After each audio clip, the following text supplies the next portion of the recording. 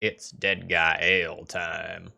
Hey folks, Phil Gallagher, ThrabenU here for a direct-to-YouTube special, this one funded by MTGO user ZectBoo, who wanted me to update my Deadguy Ale list that I 5-0'd with a couple months ago. Conceptually, most of the stuff is going to be the same. We are going to be a sort of heavily discard-focused deck with a card advantage sub-theme. So we have our nice Hymn to Turox and Thought Seizes and Liliana of the Veils that form the core part of our discard package, and then things like Dark Confidant and Stoneforge Mystic give us, some very powerful 2-drops that more or less draw us a card in some way or another. I made a few changes to, like, A, update for the new metagame, and B, update for some new Strixhaven cards. Last time around when I 5-0'd, I 5-0'd with a list that was almost entirely mono-black. In the main deck, the only white cards that I were playing were Stoneforge Mystics. This time around, I thought Swords to Plowshares was necessary, because our good friend Uro is absolutely everywhere in the format right now, and I want my removal to permanently answer that card. I just think that's so important right now. And I also shoved a Karakas into the mana base, as well as 2 basic planes, and I think I switched up the fetch lands a little bit in order to make sure that I can fetch them out. And if I'm going to be dipping my toes into white a little bit more anyway, I thought that a couple more attrition-based cards so that we could be a little bit better versus control decks was probably a good idea. So now we have 2 copies of Lingering Souls, as well as Sevinne's Reclamation, which can bring back a bunch of our sweet permanents come the end game. Bob is really annoying. And the second Bob after they answer the first one is often just like, oh no, this one sticks. And if we end up getting to, like, the third Bob, like, we're probably having a good time. Unless our life total is 0, then we're having a bad time. But let's not worry about that. Okay, the other new card that I have here is Sedgemoor Witch, which has been putting up more and more results recently. I've been very impressed with this card. I did not opt for a Chain of Smog infinite combo for this deck. I just want to be playing good cards. Notably, I did drop down 2 Lily of the Veils to try these Sedgemoor Witches. I'm not sure if Sedgemoor Witch is going to be worth Dark Ritualing out on turn 1, but if we compare it in terms of stats to a Delver is a 3-2 with evasion, right? Well, this is a 3-2 with evasion that also hurts someone if they try to remove it, and maybe give us some pest tokens as well. We're not going to go ham with this and make, like, Flusterstorm levels of tokens or anything, but 2 or 3 value tokens over the course of the game is pretty darn good. In order to accommodate the mana base a little bit, I did shave 1 Wasteland just to get a few more white-colored sources in here. As far as the sideboard, things are mostly the same as last time, with the exception of the new Strixhaven card, Fracture, which is pretty good. I haven't seen it too much in action. It's sat in my sideboard for a couple of leagues, but conceptually I think this card is quite good. And I have 2 Kambals. I was really impressed by Kambal in another league that I recorded recently. Just like the ability to help stabilize a game and burn my opponents out seems really good. And I think when you combine, like, damage from Kambal with chip damage from Sedgemoor Witch's ward effect plus the normal damage that you're doing, I think we've got a, relatively speaking, a good recipe for success.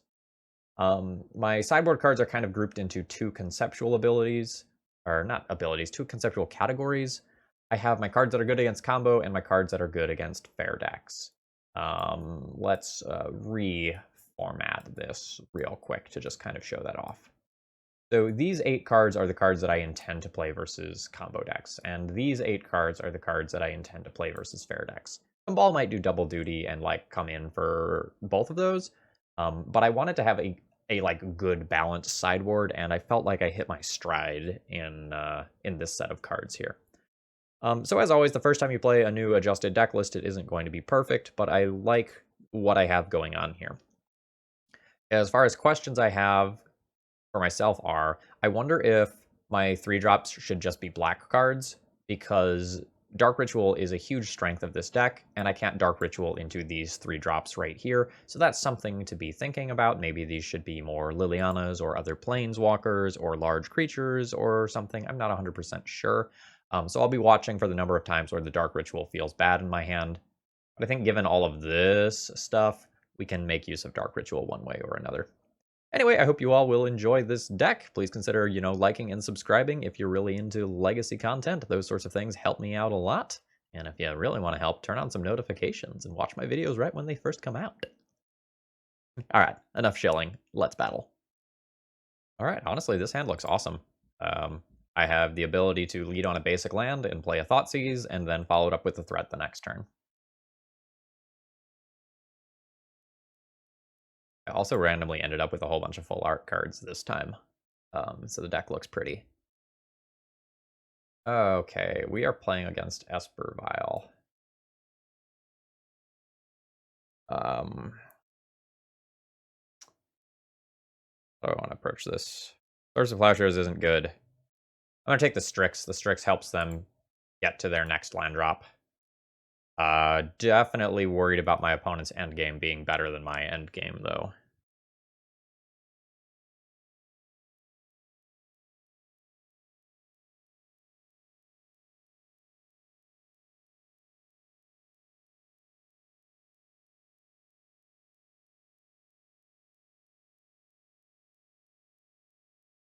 This Bitter Blossom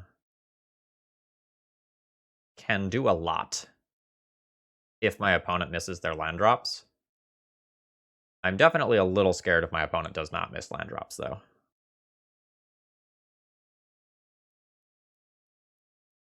I guess I can play this. I guess I can go ahead and Thoughtseize them.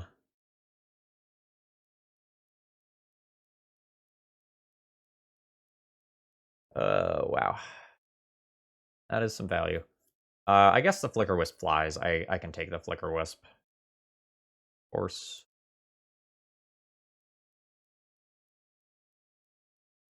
Force, Recruiter, Swords. Alright. Here's to my opponent missing land drops. Oh, baby. Happening. This is very good. I'm not going to show this turn.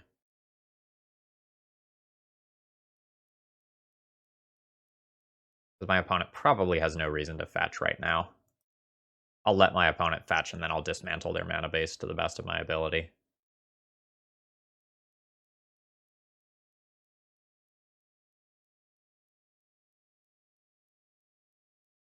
Oh, that's annoying. Okay, it's annoying, but it's slow.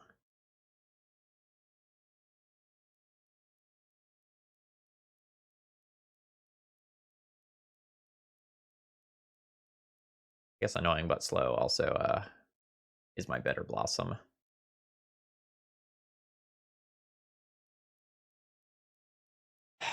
So, like, do I Thoughtseize? My life total is starting to get a little concerning. This would be like the 6th point of damage I've done to myself off of Thoughtseizes.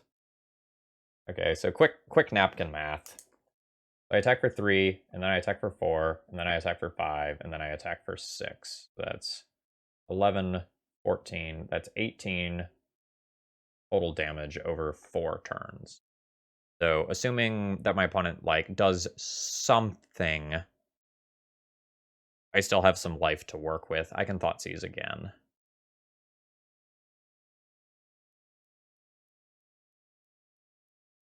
Yeah.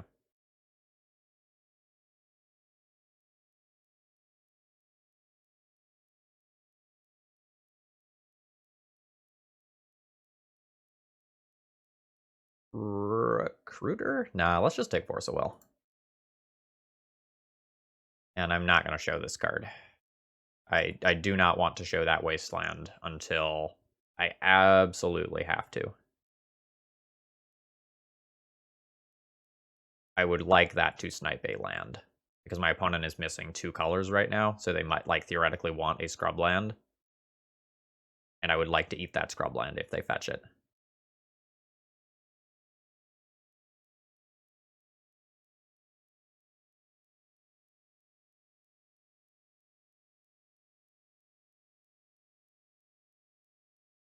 Beautiful.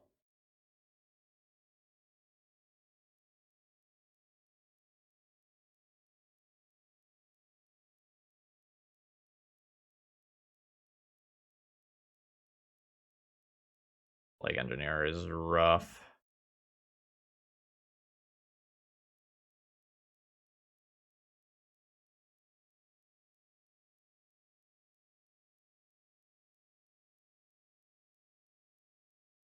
Okay, this is apparently a harder decision than I thought. Do they not have Plague Engineer in game 1?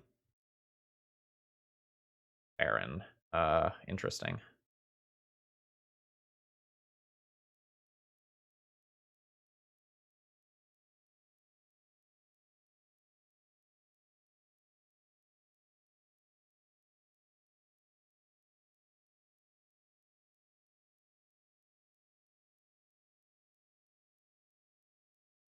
Or they drew Plague Engineer.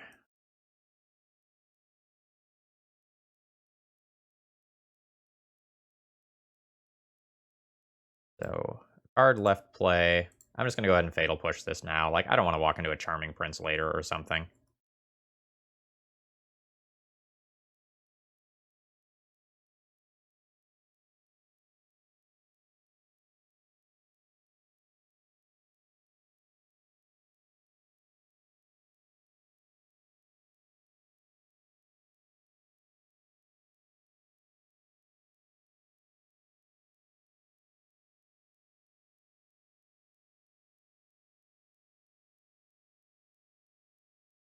The next turn starts to get a little spooky because my opponent can actually, like, really do stuff.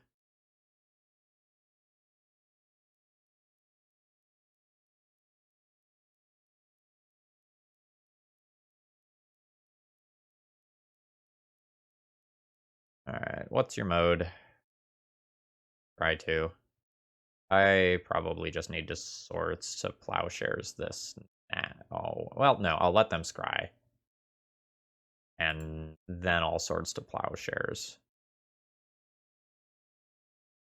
I don't want them doing Baron bouncing stuff, so I just want to leave the board empty.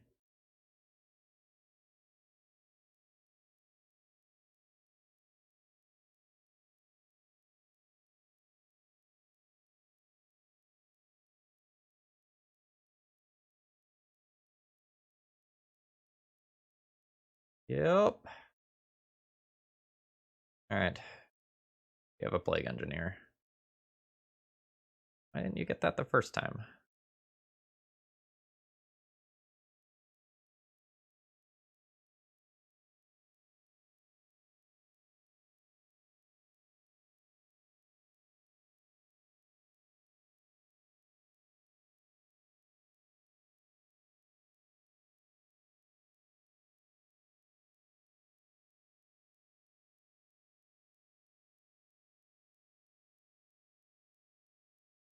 I think my opponent took more damage than they needed to this game.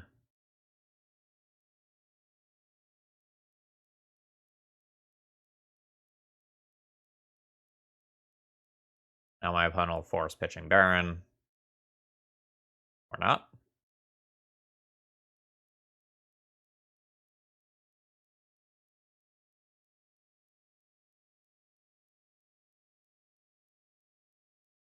Do this now? Probably do this now.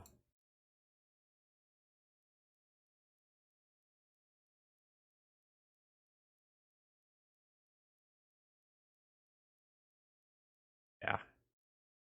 I am just going to, like, kill myself this game without my opponent really doing anything. I just need another non-bitter blossom threat. This is just too slow at this point. I think I will literally kill myself before I kill my opponent. That's not bad, but it probably gets Force of Willed. No, they can just Swords to Plowshare it. Then it's a Lightning Bolt.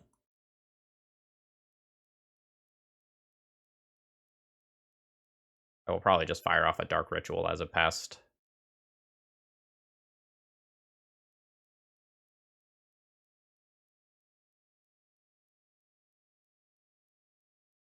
Which is not really how I want to use that card, but, you know, it's literally turn 9.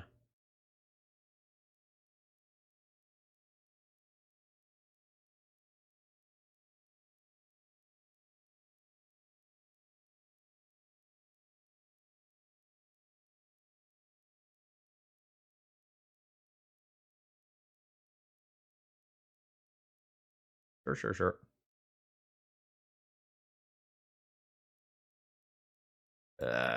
I'm not super happy about this whole Baron situation. Like, I can bounce it with Caracas, but then, like, I literally, like, will not be amounting pressure.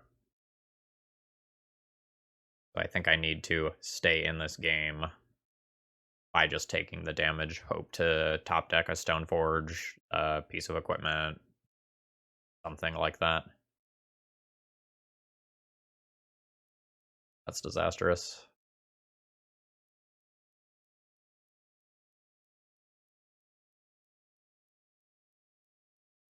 Yep. I think this is probably the point where I've just lost this one. Especially if my opponent has a second Plague Engineer.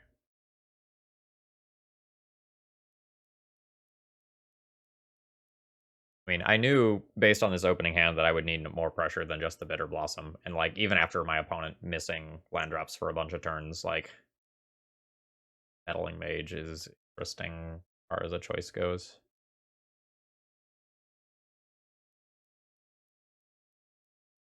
Yeah, I think I'm just donezo here. Like, these things are attacking me, I would be forced into chump block mode. I'm gonna go ahead and just concede and save my clock here. Alright, what do I want for this matchup? I probably want the Plague Engineers. I don't think I'm going, like, Necromentia for Plague Engineer levels of deep, but it feels bad that they have so many recruiters to find that. I just don't think I'm super well suited to winning this matchup. My opponent has a better end game than I do. And, like, some of the things that I might have for control, like Kambal, and some of my removal spells, like Liliana's Triumph, aren't exactly what I'm looking for.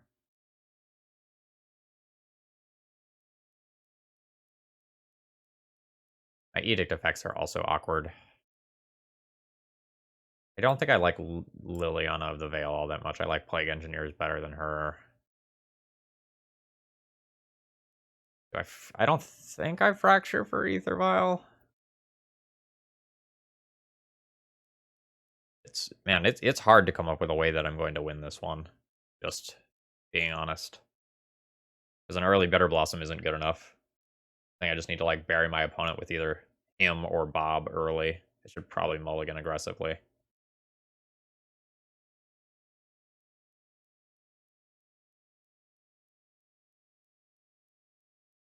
Yeah, I don't feel super good about this matchup. I have sort of a tricky opening hand here. I don't have a turn 2 play. My Thoughtseize is okay, my Wasteland is okay. This is an okay package, but I really think I need something like an early Bob or just a stronger hand that has Hymn to Turok to win. But if my opponent leads on a non-basic, Wastelanding them is so strong, especially if I can take a Vial.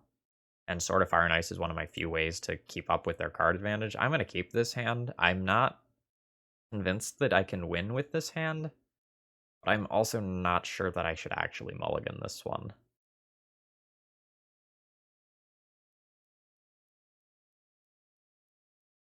Black, white.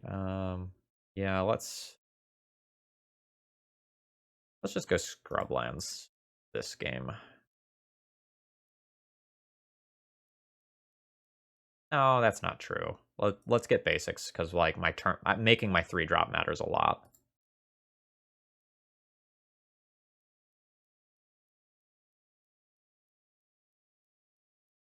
Rewarded for that decision. I'm... God, fucking Recruiter just is a copy of Plague Engineer, and if I leave them with Brainstorm, like, it's Brainstorm. If I leave them with Brainstorm, either way, they probably lead with Marsh Flats and don't let me Wasteland them next turn, huh? It's actually tricky. I don't want them to convert these lands into other spells. Not having a follow-up play on turn 2 means that, like, this stuff is all much worse. Wasteland means it's harder to equip Sword. I'm gonna take the Brainstorm.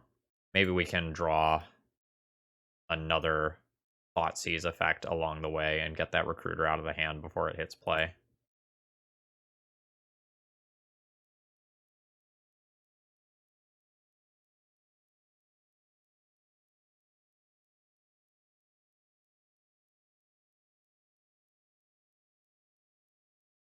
Back to this land to be played.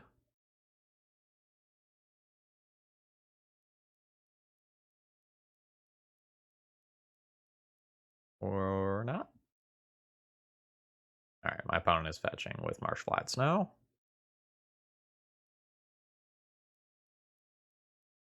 Nice.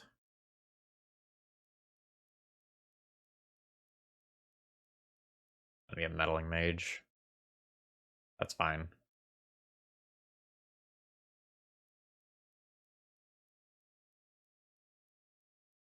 Probably name something like a Swords to Plowshares or...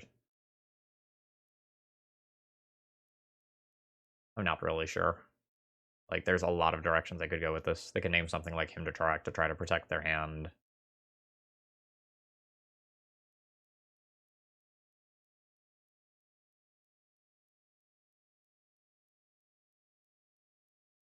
So, okay, Fatal Push. All right, they named one of my 2-ofs. That's fine.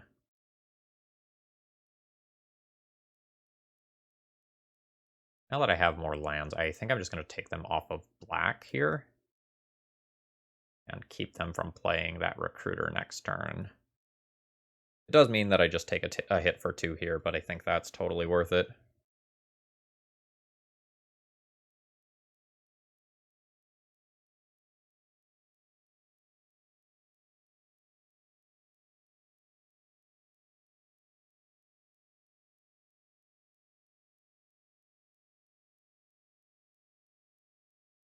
Bob is a fine card.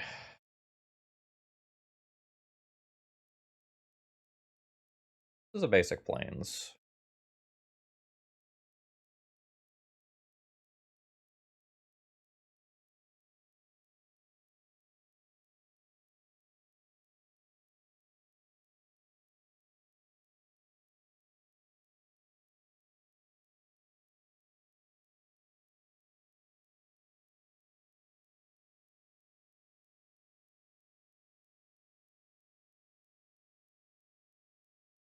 Drawing Dark Ritual next turn would be cool, just saying.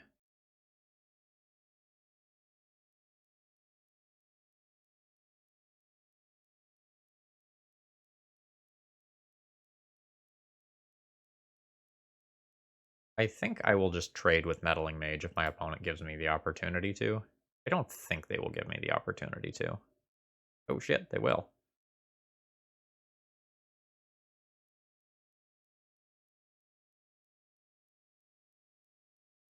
Like, I am definitely not the beatdown. I am down by a lot of life currently, and my opponent is about to get a Plague Engineer, which will presumably make my hand considerably worse.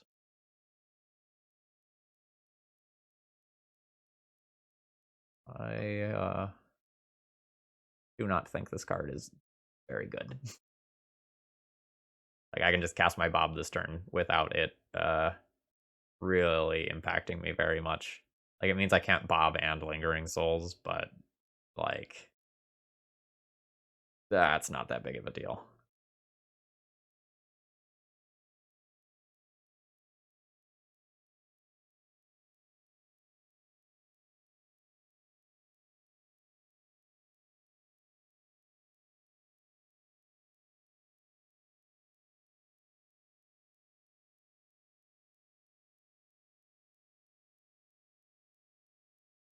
I think I'm just supposed to play this turn and try to put a sword on it next turn.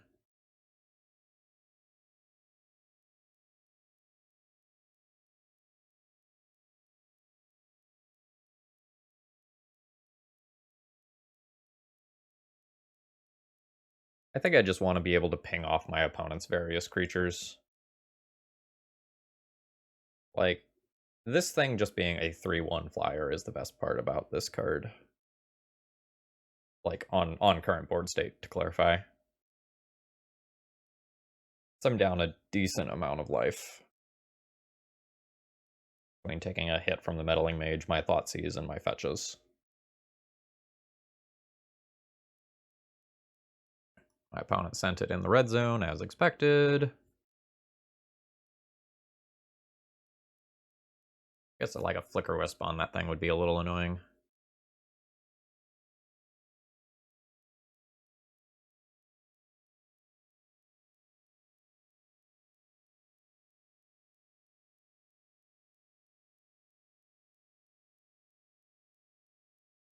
Sword plus Lingering Souls off non-basic or basic? Probably non-basic. I still don't want to get wastelanded. I'm probably fetching later anyway.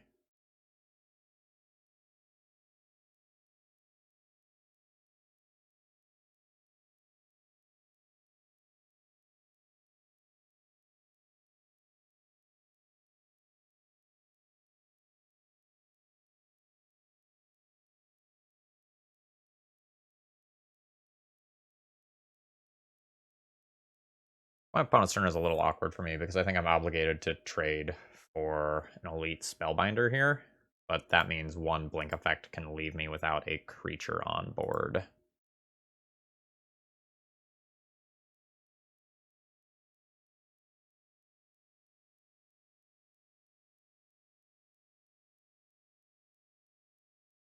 Smells like Venser.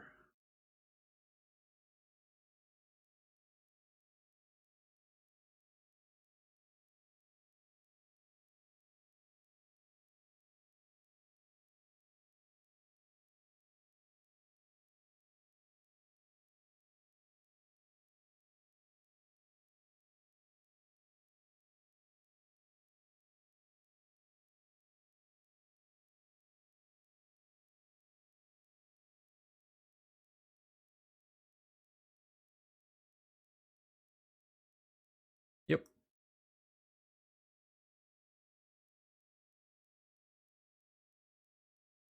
Sure.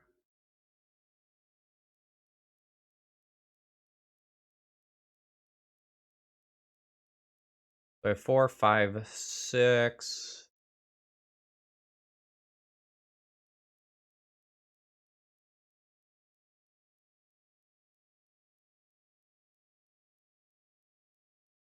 I guess I'll save the Dark Ritual for next turn and just play out my offensive blocker.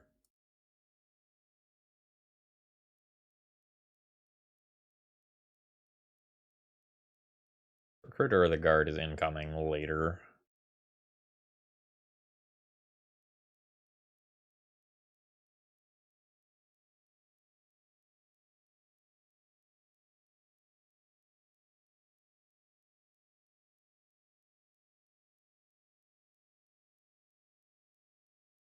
Trade with Venser in combat. So I stop this Caracas BS. Or trade with Skyclave Apparition and get this token. That way my opponent has one bounce effect. I can still probably get in with the sword. I think I'm supposed to trade it with the Venser. But my opponent can just bounce it if they do that. No, let's trade with this.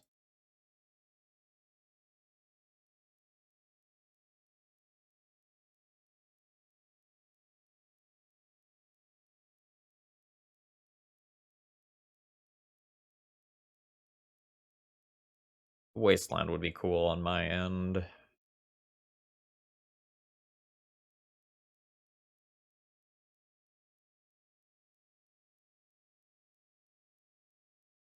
Just like stop this from being a thing a couple turns down the line. I don't think I need much time to end my opponent. I think either 1 or 2 sword attacks will probably do it. Not in terms of life total, but just in terms of like board presence and advantage. Alright, my opponent has played a Flooded Strand and then passed the turn. So a 3, 4, 5 for sword plus equip, and then I can source the Plowshares their Venser when they try to bounce it.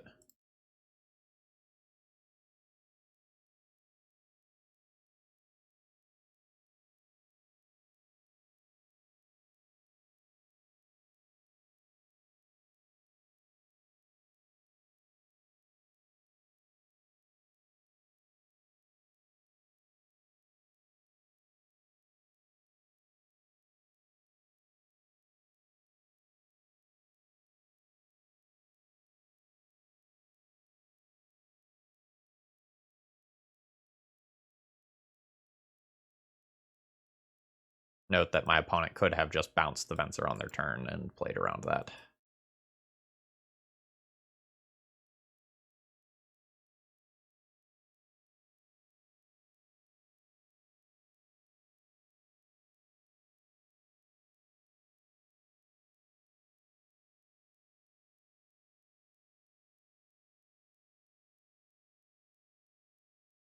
So my opponent's fetch land is probably dead now. Well, it depends on how much of a board presence they can build.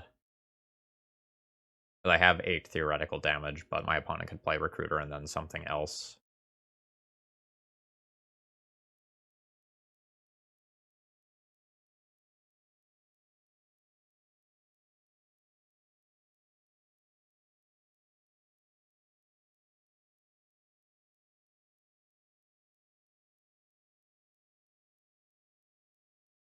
Well, this is fine.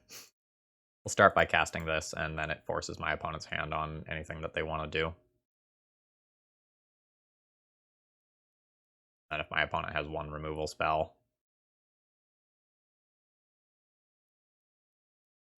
I'm kind of surprised they didn't point it here, because I'm just going to move the sword.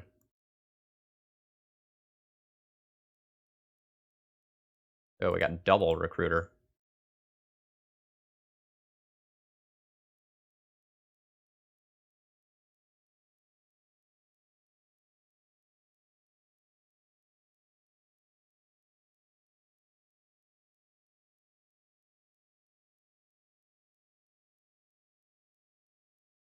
I believe I will go ahead and shoot the Baleful Strix, leaving them at a slightly higher life total, but giving them no good target for self-bounce stuff.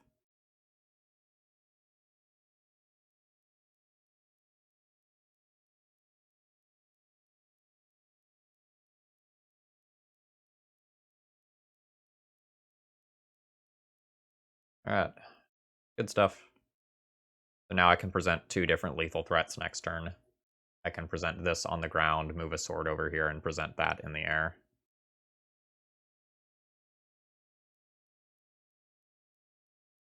Sure.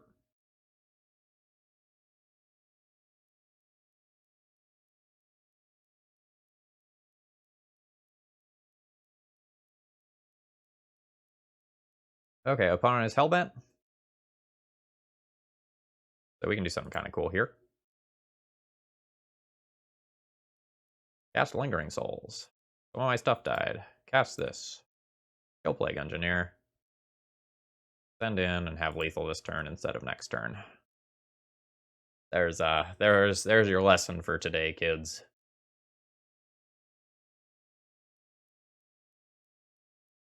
Okay. As far as adjusting for when I'm on the draw, my opponent will have a better opportunity to set up things like Ether Vial before I can pick at their hand with Thoughtseize.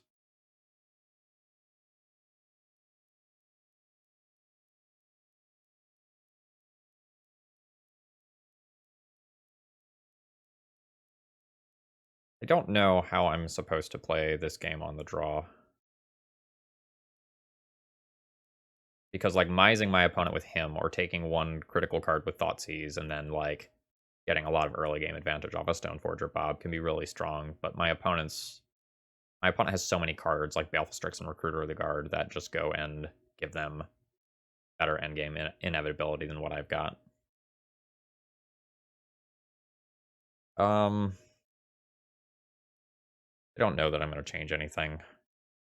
I'm thinking about the extra removal spells a little bit.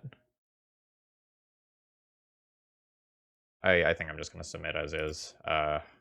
This is, I think, just a very tough matchup. Yeah, I'll keep this, though. Let's go.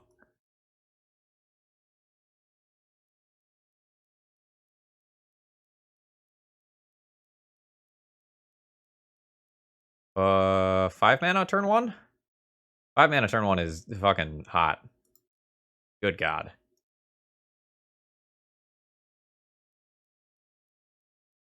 Alright. This is a swamp. This is a swamp. This casts Dark Ritual. Now I'm going to use this to cast a Thoughtseize.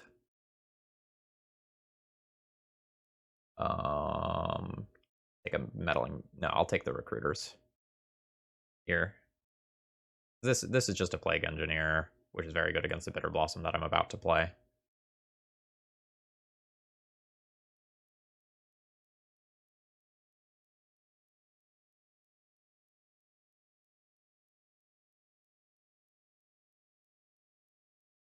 I require more mana.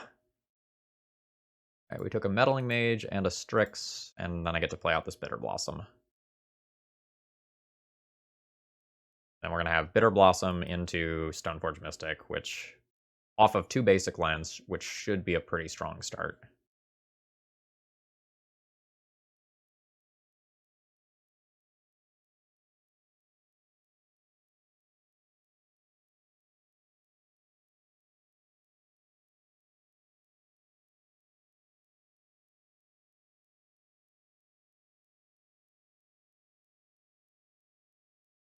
I still value Stoneforge over Bob here. I already have something in play that's causing me to lose life.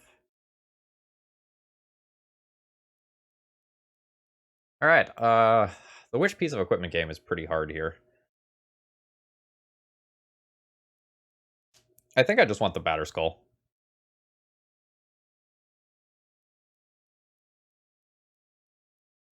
Like, I do not want to lose to my own Bob and Bitter Blossom here.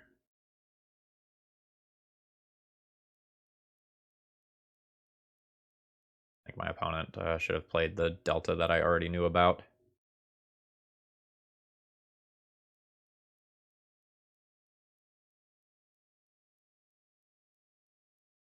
Are we still playing around Vendilion Click in the year 2021? Actually, I guess I have that other Elite Spellbinder thing to think about for similar reasons, so I guess I should just put this in when they don't have a Vial on 3.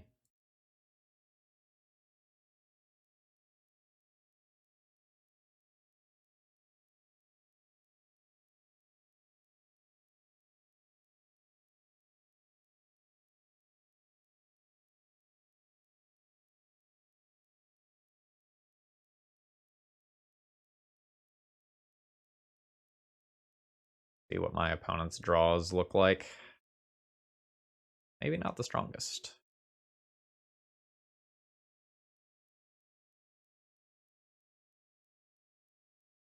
Oh, Wasteland's not bad.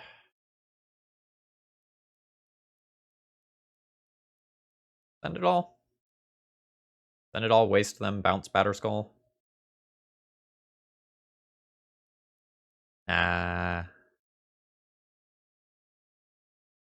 I don't even know if bouncing that matters.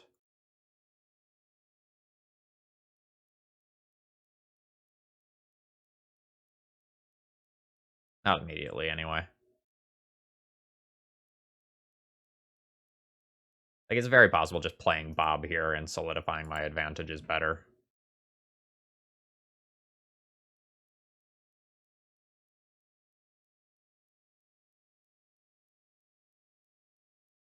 Yeah, I think I'll just solidify my advantage. And keep this Batterskull as the thing that will keep me alive if this game goes long and things start falling out of my favor.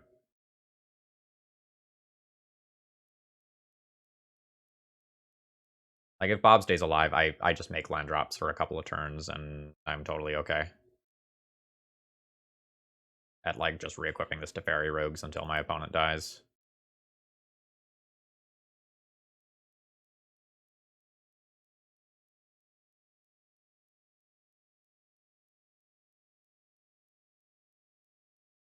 Alright.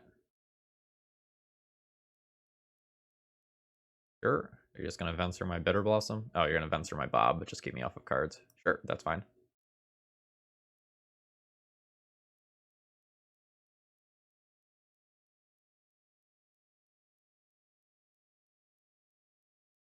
Okay, this turn I will probably just bounce my Batterskull. And then redeploy it. Although if I just hit a land drop next turn, I can just, like, equip it. And that's totally fine. My opponent's top decks are scary. Yeah, let's just leave that in play.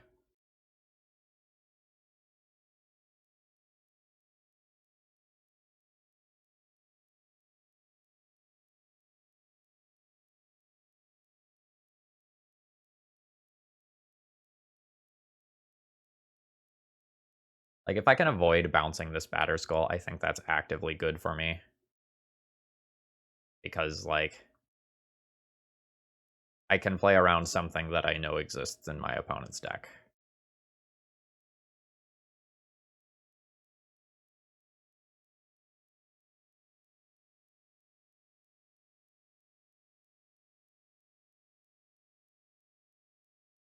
I think a lot of the scariest things that can happen to me will happen at sorcery speed.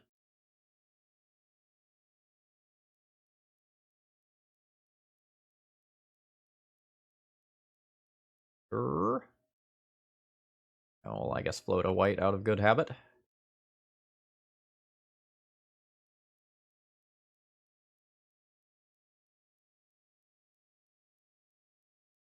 Yep, I will take that damage. That's fine.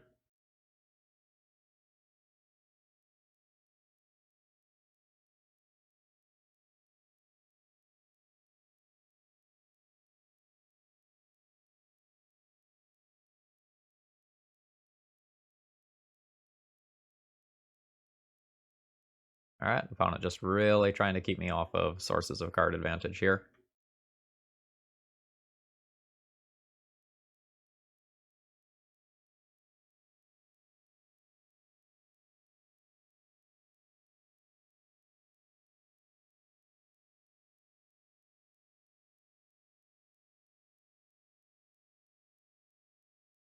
I think as long as I don't get Plague Engineered, I'm just in an incredible position here.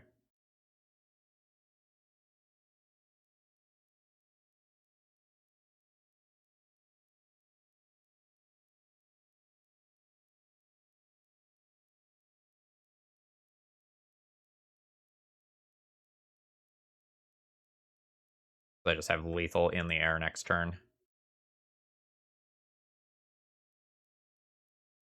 With this Batter Skull being backup for, you know, when/if things go wrong.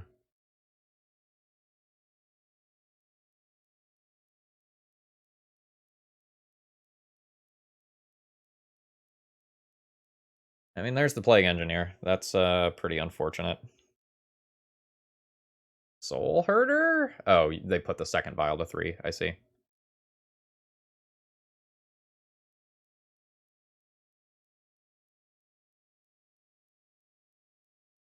That's a nuisance. I just needed to dodge for 1 turn there. Now there's a very real chance that I don't win this game.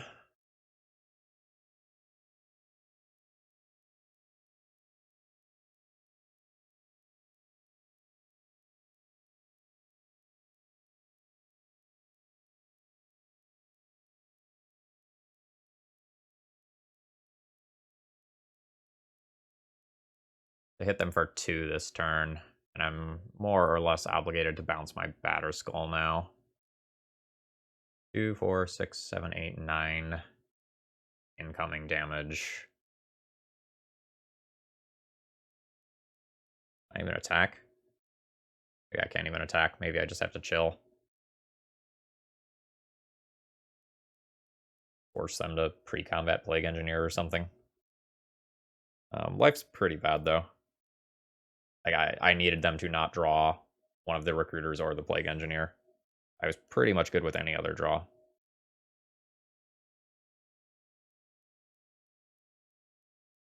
Yeah, I think I just need to hold back.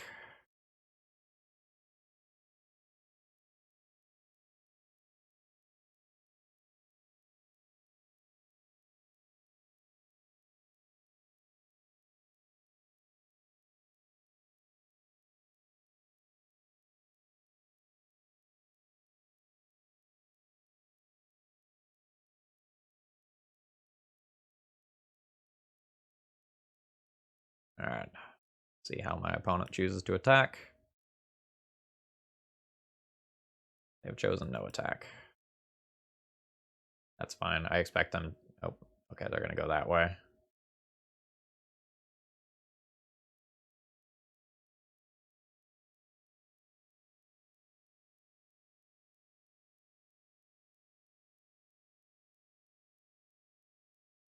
let's see how this goes. I assume they get an answer to my batter skull in one way or another. Oh no, they're describing the plague engineer. Okay, cool.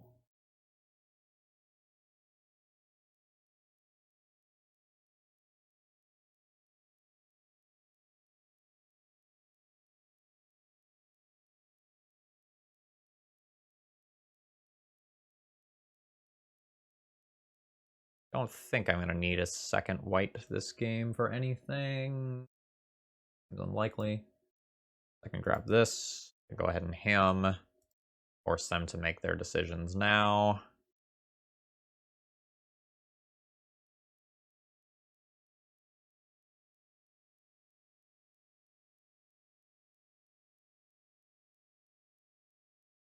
Oh, that's fine. That'll land out of the other part. I'm just gonna flip this in now.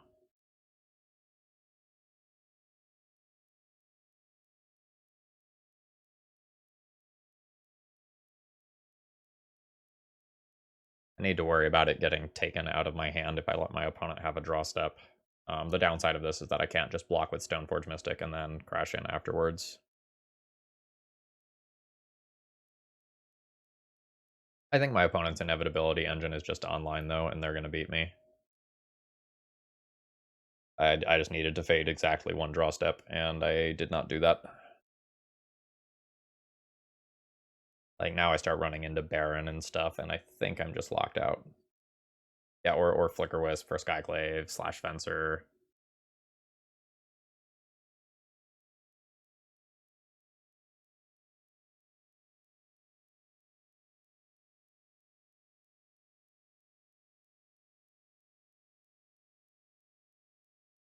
I mean, like, I'll make my opponent take the game actions that beat me. But Flicker Wisping the Germ kills me here. Oh, nope. Well, I guess Flicker Wisping the Germ still kills me here.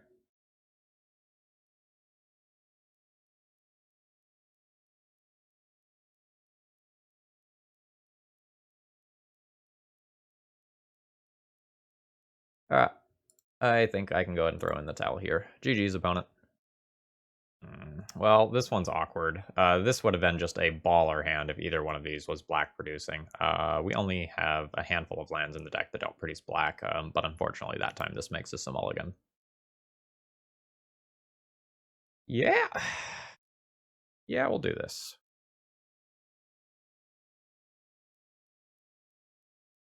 I think this is just pitching Swords to Plowshares here. All right. Operation Turbo Lily. I found that Liliana the Veil doesn't quite hold up as well in Legacy these days. So this is a touch suspect. All right. So we have traded evenly with Force of Will here against a Delver deck. But I've mulliganed, so my hand is a little worse than normal. If my opponent just cantrips, I will wasteland the hell out of them. If they don't, it's a harder choice. I think I wasteland the hell out of them. Like, playing Bitter Blossom on this board is questionable, probably. It sucks to, like, play from behind versus Delver, but I think if they kept a one-lander and I punish that, I have a very good chance of winning this game. Stifle is brutal. Unless they don't have lands, in which case it is not brutal.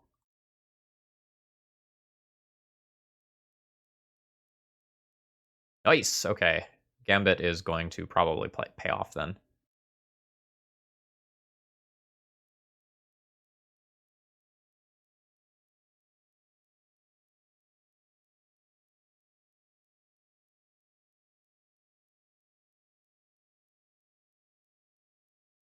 Okay, the Stifle is gone, which means Lingering Souls can then try to trade with Delver.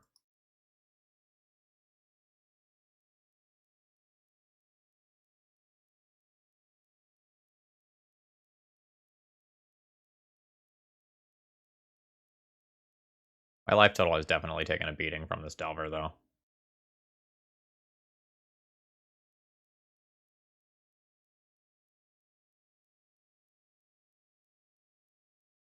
Ah, damn it. And it's a force of negation too, so that shit gets exiled.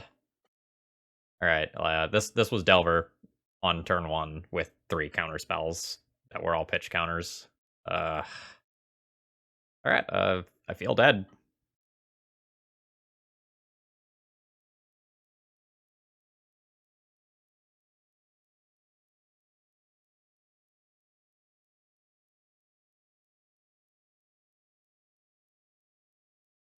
This does not help me feel less dead.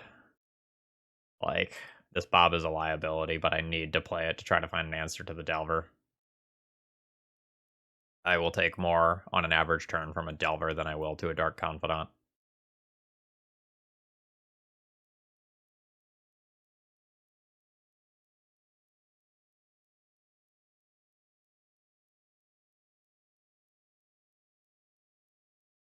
Oh, great. So now it's going to get bolted after it dealt 3 to me, leaving me at lethal from the Duder. Oh, no. Well, they can just bolt my face too. All right. Concede. Next game. I mean, there was just nothing to be done there. All right. Let's board in more removal spells. And I think also Kambal. Given that I'm boarding in this many cards, I'm going to have to make cuts somewhere. Am I okay slowing down? Because I could, like, remove the Dark Rituals and go down on cards that cost me life. And do something like this, and that could be a way to sideboard, just kind of be a more controlling deck most of the time. I could also cut some of the fat that is just worse against something like Spell Pierce or Daze. Rip. I missed you, converted mana cost. Alright, oh, this is 61, so I'd even have to go down one more Thoughtseize beyond that.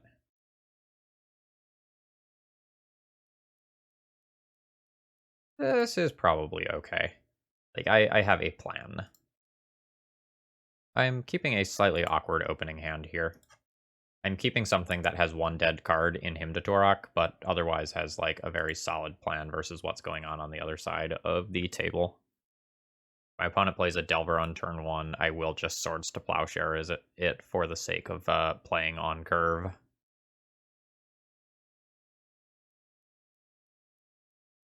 If I draw a land, I might wasteland my opponent. Unsure. No shuffle. Okay. Then I won't wasteland my opponent.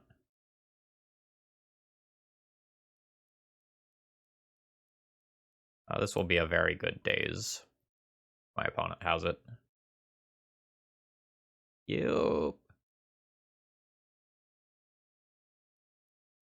So this hand could start to fall apart a little bit if I don't draw a land, or if my opponent wastelands my wasteland. Shit. Yeah, so now I'm trying to play the control role when I don't have lands. That's very bad.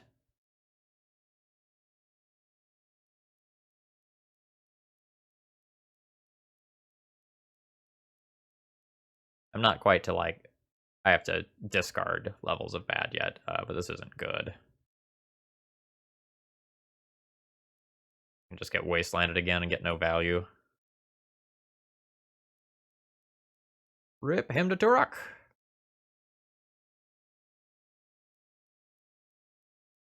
Savine's Reclamation is going to be really good as this game goes on.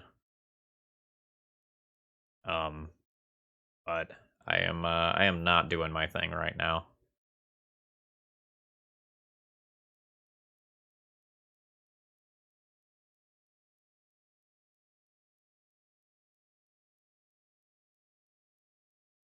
Alright, so this feels like a Tarmogoyf, or maybe a Sylvan Library. Tarmogoyf.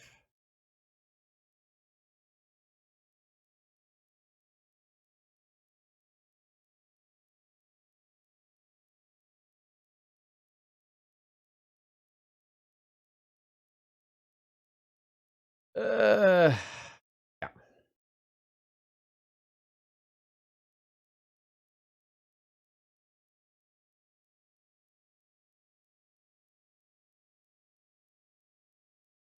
Yeah.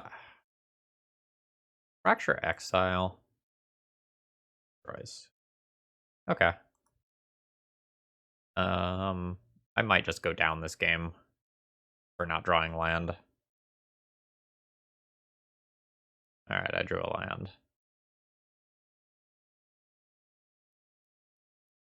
Try to Stoneforge now.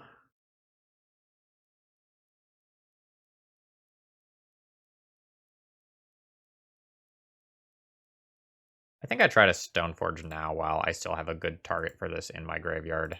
And just, like, give my opponent the back end of this card.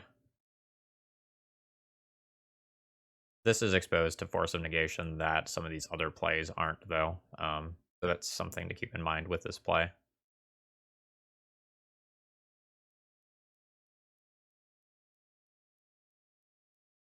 Alright. Position is bad.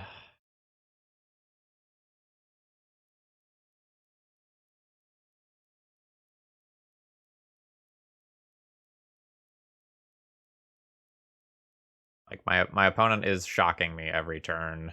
I can only deploy one of these cards a turn. And if my opponent plays a real threat, I am not exactly great at answering them. Plague Engineer only kind of answers my opponent's threats. Oh yeah, like if this is a whale, I'm just dead to it.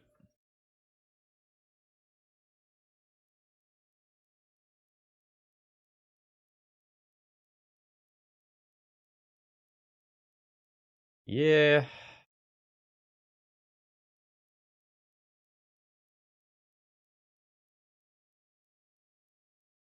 Yeah, this is pretty awful.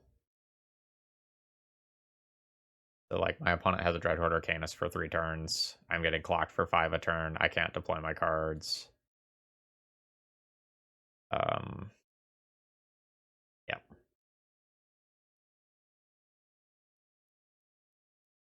I mean, I guess I'll play on another turn or two, but I think this is the point where I just don't come back. Like, now I've probably increased the amount of damage that I take in a turn cycle to, like, 6.3 or something like that. Which is not great.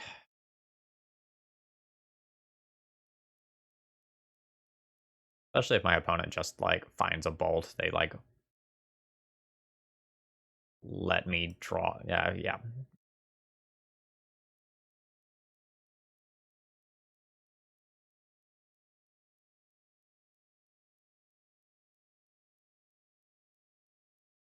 Alright, my opponent just picked up a force.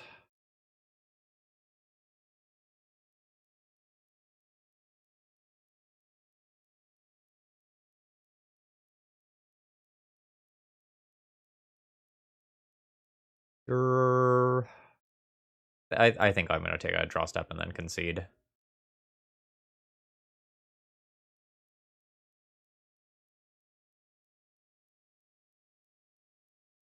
Yeah, I don't see myself coming back from this position. My life total is too low. This Clothis is going to kill me even if I answered the Ethereal Forager.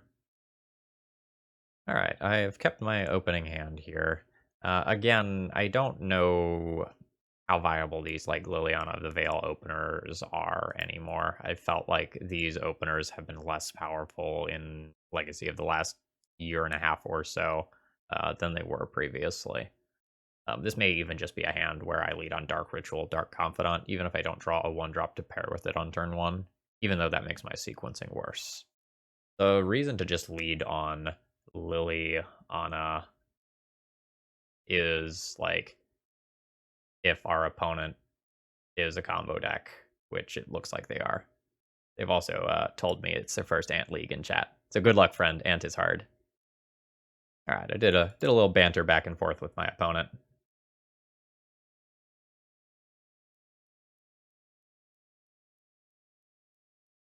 Oh, oh, baby. Well, these hands feel good.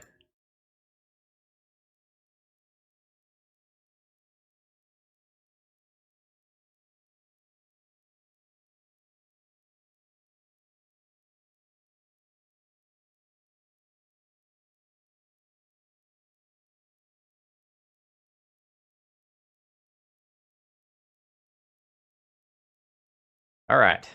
Good turn one. Good turn one.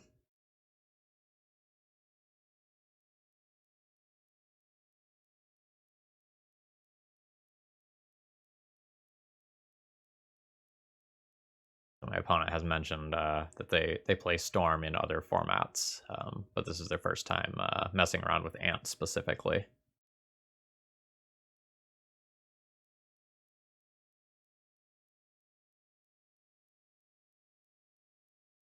Goodbye, sword.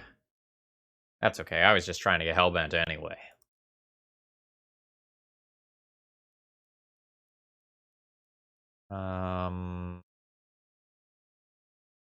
I think I just keep attacking my opponent's hand here. I think I do this. Plus, I'll discard the Witch and keep my land for next turn.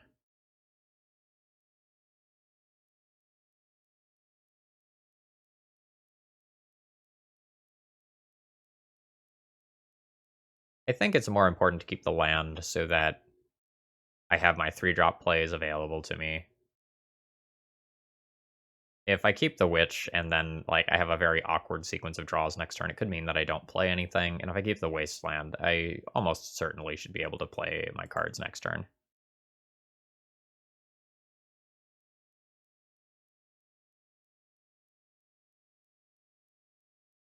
All right. Oh. Oh. All right. We could be looking at an ad nauseum situation sometime soon. I'd like to maybe Wasteland my opponent in this turn cycle. Yeah, that'll do. So I'll Wasteland you, blow up the Bayou, play out Bob number 2 because I hate my life total. Make us both discard a card. Mostly because I want to tick that Liliana up to 6, not because I just want to discard my Marsh Flats for no apparent value. Because this like forces the opponent to try to do something this turn. And that something is probably ad nauseum now.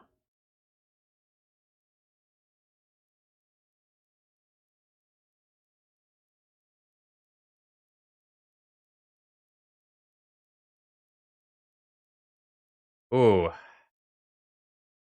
Alright, so my opponent has... Whoo! Did they make their land drop yet? If they did not make their land drop yet, they can just baby tendrils and stay alive. Yeah, because they just had these 2 the previous turn, right? They go Dark Ritual, fetch. Actually, is there a kill? The Cabal Ritual and then Past in Flames off. No, they can't fetch because of Delta. Yeah, so it's Baby Tendril's turn. What if they... No, they can't get Hellbent for Infernal Tutor to get them what they want.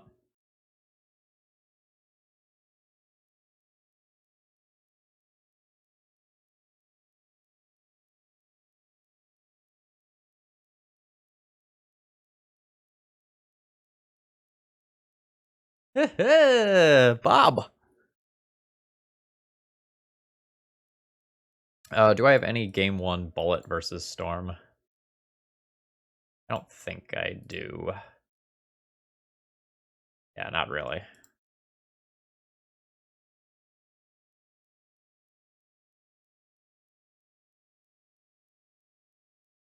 How do I not die to my Bobs? Probably not die to my Bobs by playing Stoneforge this turn. Can I give them the Wishclaw Talisman back? Like Dark Ritual for Jete? Or, no, that's 4 mana total. That doesn't work. Alright, I guess...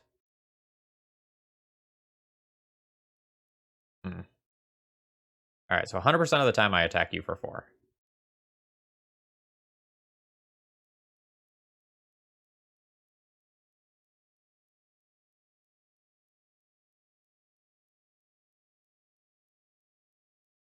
Now, I need to not die.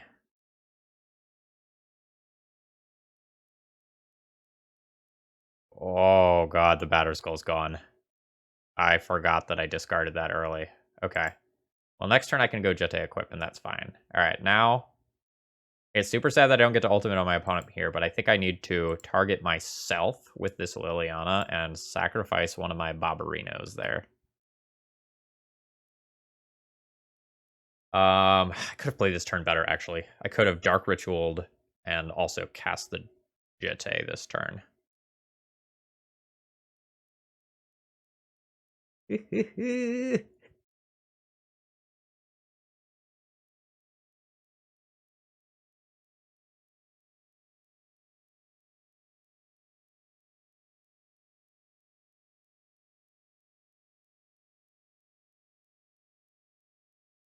Equip that to Stoneforge there. Go to combat. Attack with both. Always yield to that.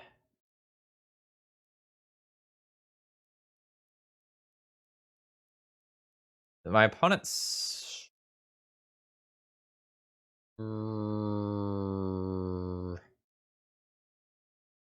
Plus discard Bob. Gain 4 life in my upkeep. Yeah.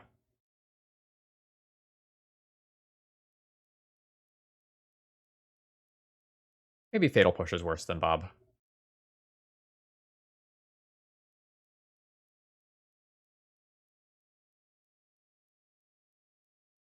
I hope this doesn't actually help them get Hellbent for Infernal Tutor-based reasons. That could be a little weird.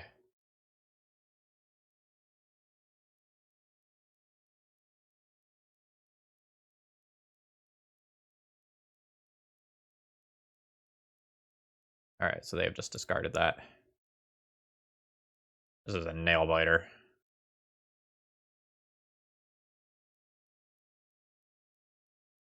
Gotten the GG from the opponent.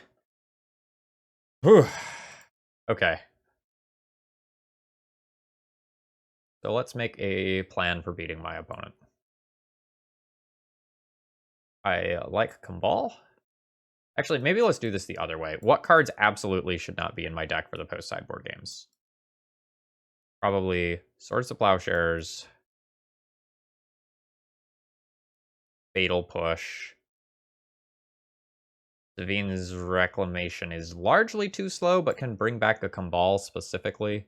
But I think I just take that out. And I would like to also take out maybe one piece of equipment. Like this. So if I can bring in 8-ish cards, that would be ideal. Ball can come in. Necromantia can come in. Surgical Extractions come in. This destroys an artifact or an enchantment. It destroying Wishclaw Talismans that are played out are perfectly fine. And now I can also think about just bringing in Plague Engineer to hedge against goblins.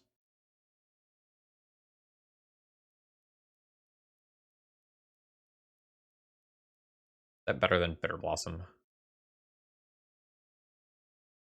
Probably. Bitter Blossom wouldn't get played out early in this matchup a lot of times because I would want to like Bob or Stoneforge or him over Bitter Blossom. What if I bring in one of those? How does the deck look? Still looking for CMC, and I'm looking in vain.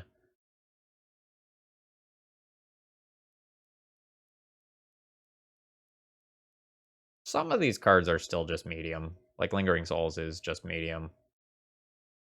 But I think I'm comfortable with how this looks.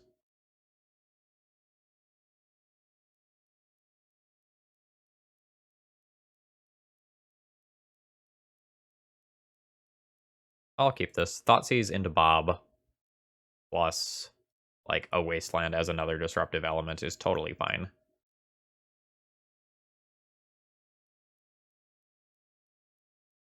Interesting brainstorm timing here. This could mean that my opponent is very close to going off. Or that brainstorm could be a sign of inexperience.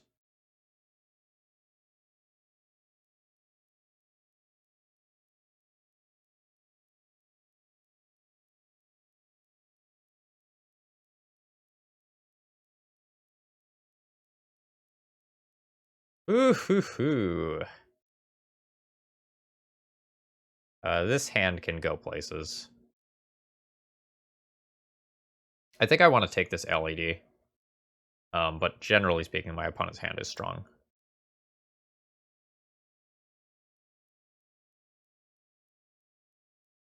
My wasteland will be very good here. If they play out this underground sea, I just get to take them off of 3 of the cards in their hand, at least in the short term.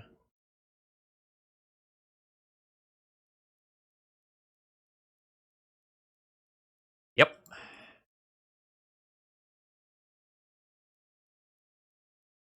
Oh, yeah.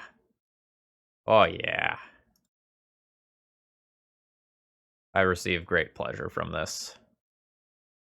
Alright, opponent did not float for Abrupt Decay. I can just go ahead and do this now.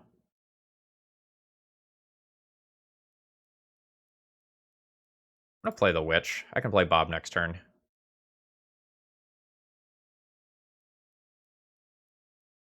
If my opponent just, like, removes one of my creatures, I would like them to remove the Witch rather than the Bob. So if they rip a land and just go, like, Land Decay, I would like them to kill this rather than kill Bob.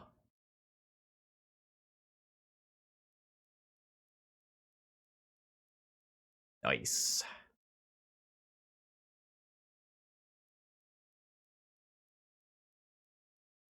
It almost looks like I know what I'm doing.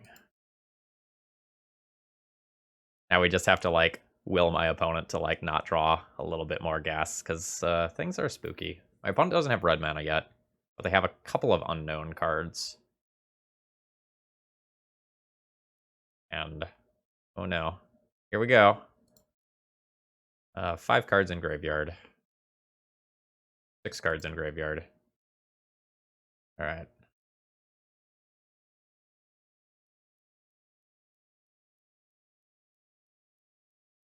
I haven't mathed it out yet, but I imagine I'm pretty close to dead. Ooh, Massacre.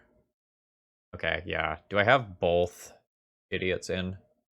Alright, I do have... No, I don't have both idiots in. Alright, I need the other Plague Engineer for the next game.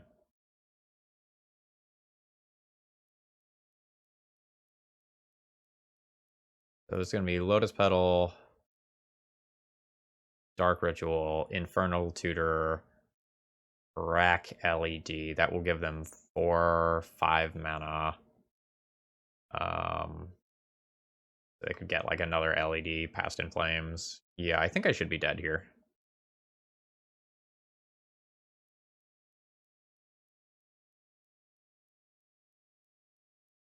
We'll let my opponent do it though. Alright, yep, alright, they picked up another Cabal Ritual. Now they'll Past in Flames, so they'll Dark Writ, Cabal Writ, and we're already to lethal range. Alright, I can comfortably concede here. Let's get this other Plague Engineer into the deck for this next game.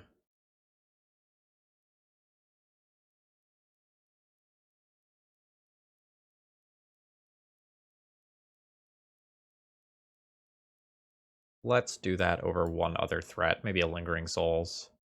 Oh, shoot, I missed an Inquisition in sideboarding last game. Let's get that in there.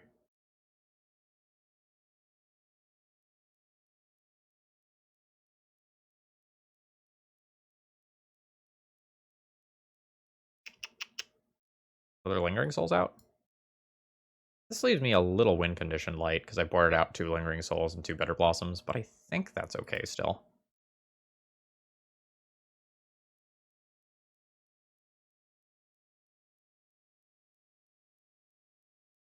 Yeah. Yeah, I'll keep this. This hand is very strong. I can Thoughtseize and Extraction on turn 1 if I need to, which can be pretty disgusting. And then I'll like follow it up with him, and then once I've taken so many cards from my opponent, then and only then can we think about, you know, attacking their life total.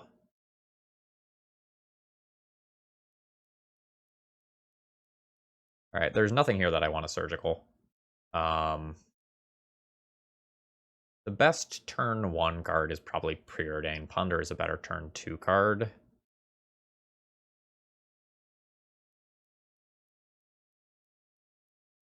Go ahead and take the preordain.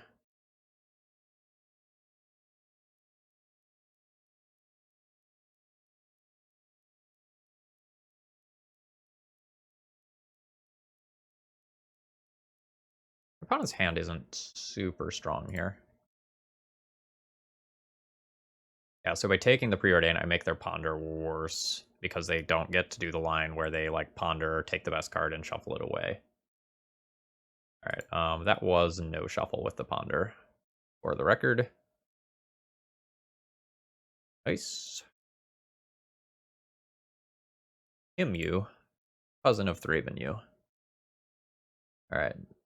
Ooh, so I hit a Misty, and they have a second Misty. That's probably that. Too greedy? Probably too greedy.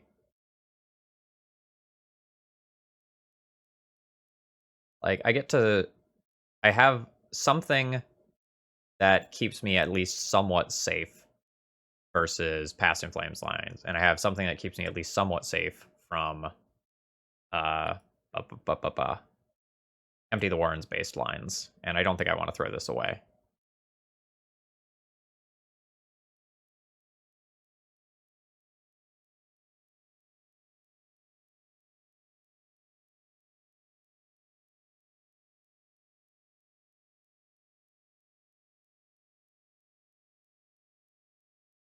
Because from the limited resources that my opponent has now, the easiest way that I lose is just them like putting together a Past in Flames based line, I think.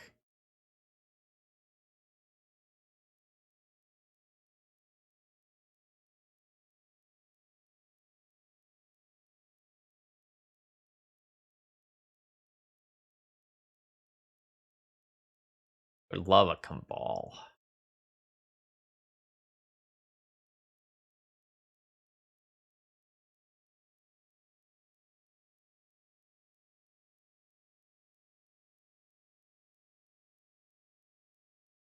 How does he do it?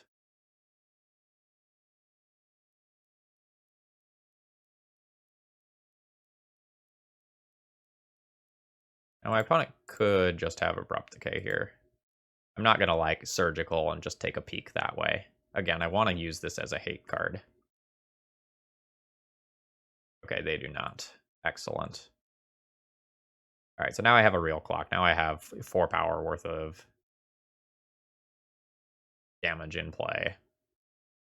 And realistically, this is probably closer to 6 damage per turn cycle.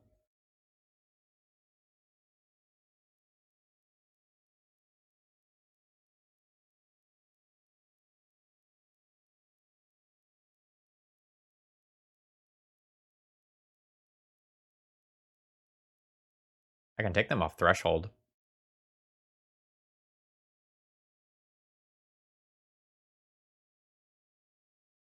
Like, I can extract, say, Misty Rainforest. Take 2 cards out of their graveyard. Then they have 3/5 total mana. And then this effectively serves as a counterspell for Cabal Ritual. If this resolves, they'll have 5, 6, 7, and the difference between 7 and 5 is super huge here, because this is the difference between them being able to like ad nauseum and try to build a hand and not. I think I will accept this very awkward play.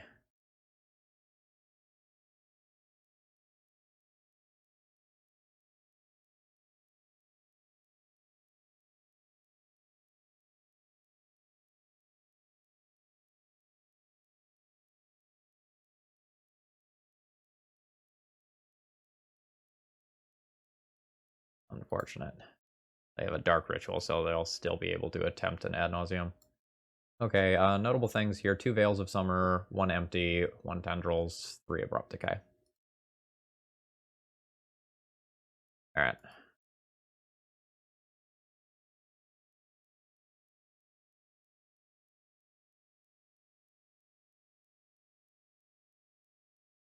This, though, is the reason why I didn't just go after something that was a 1 of in the graveyard, and I picked something that was a 2 of.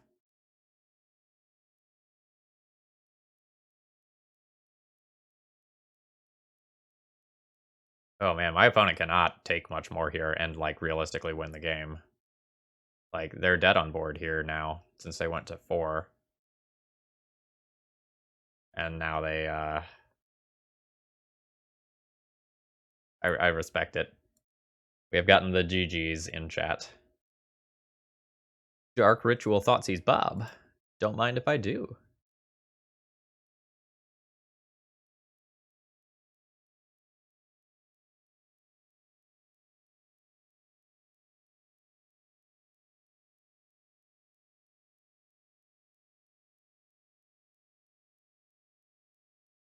Oh, Painter. Take the Brainstorm? Probably just take the Brainstorms. My opponent's hand is not good.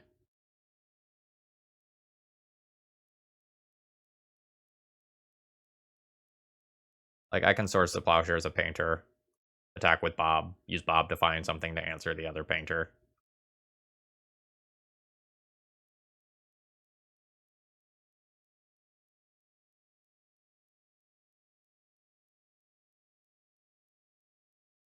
My opponent maybe should have Brainstormed in response to my Thoughtseize.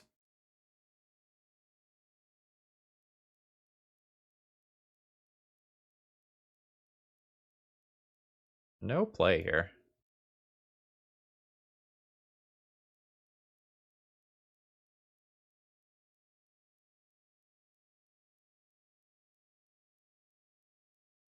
I don't understand why my opponent is pausing here, unless they are just lagging. On the off chance that my opponent is playing a version with Blood Moon, I want to play my fetch land that allows me to grab my basic planes here. It kind of sucks that I don't have anything proactive to do currently with my mana. I have 4 lands plus a reactive card.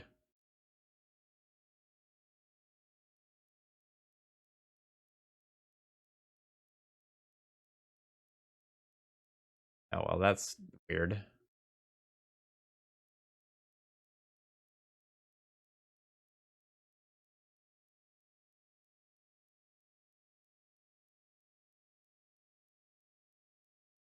Keeping Bob alive is more important than taking a Painter off the table right now.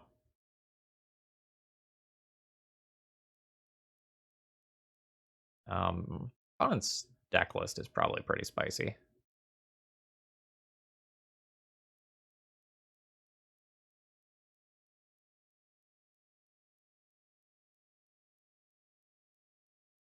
My Wasteland being bad here really sucks for me. And it seems like they have a red elemental blast effect based on the play pattern here.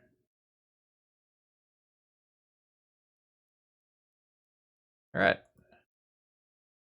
I currently have no ability to do anything. And that is still true. Oy.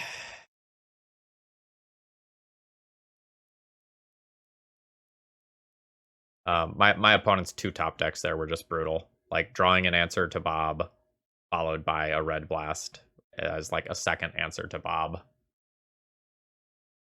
Did you just top deck a Karn, too?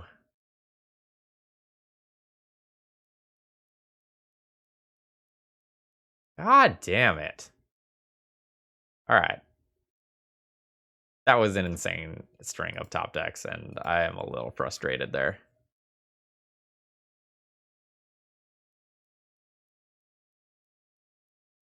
Alright.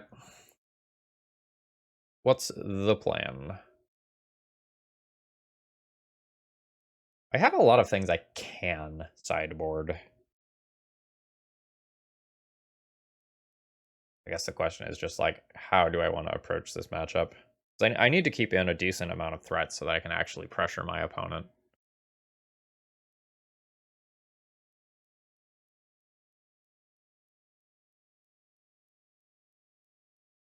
Will I outfare my opponent most of the time? I think so. If I treat them like a combo deck, I probably bring in like Surgical's Necromentia, Inquisition, Fracture, and maybe Kambal. 10 cards, though. That's a lot. I could treat them more like a fair deck, but I don't know if that's correct. Let's board out this sword. It's a little awkward with Painter's Servant around sometimes.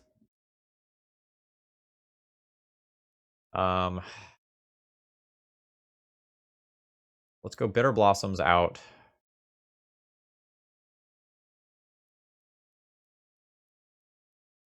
Lingering Souls or Sedgemoor Witch. One of those is worse here. Maybe the Witch. Flying is nice. Like, this has Menace, too.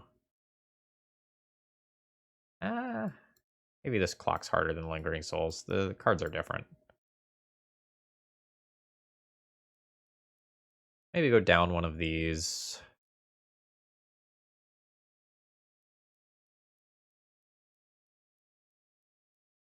Is this a matchup where I trade Explosiveness? I just assume we're going to play fair. The Necromentia is worse without Dark Ritual, though. Let's keep the Dark Rituals on the play if I can. We need to board down 4 more cards. Could go down this.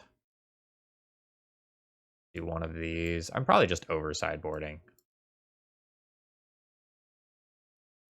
Alright, this is 60. On the draw, I'll feel more comfortable with my sideboarding, I think, assuming I can win this game.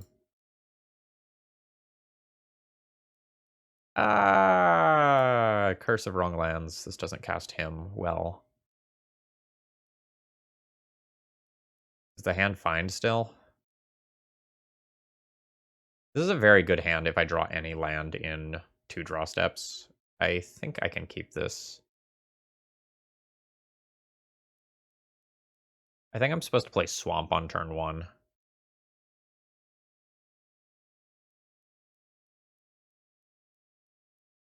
That way, if I draw a black producing land, I can still him. It gives up turn 1 Swords to Plowshares against, like, say, a Goblin or something, but otherwise it's a pretty reasonable play.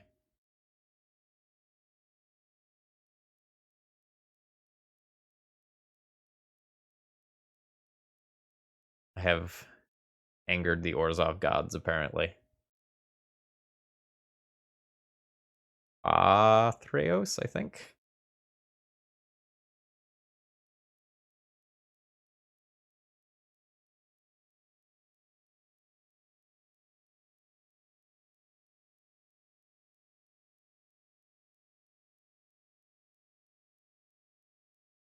This lives. I probably dig myself out of my current hole, but if this doesn't live, I'm not super happy about my position.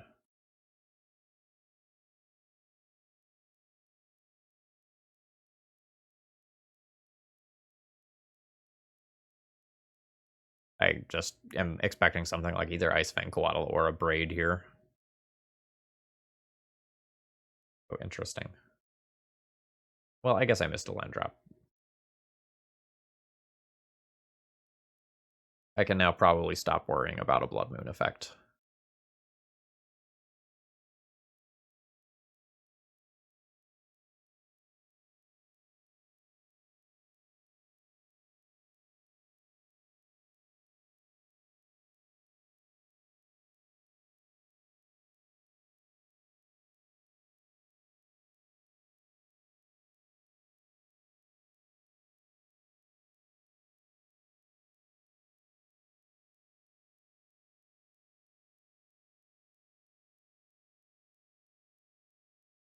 Alright.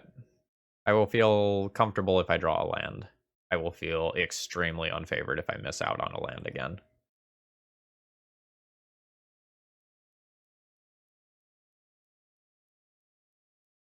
Okay.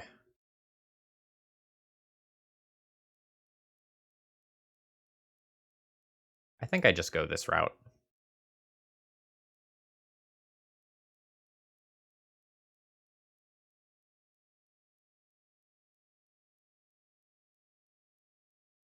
Let's just not lose to the combo.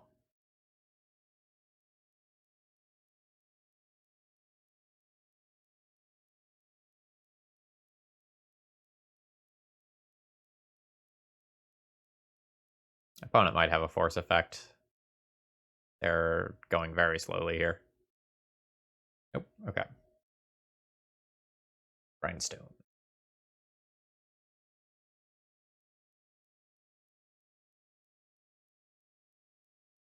Okay, they only have 2 grindstones.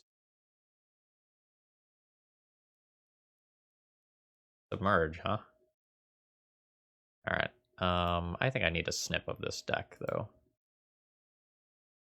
Oh, this is enough removed from the norm. Oh, okay. Uro's in here, too. Alright.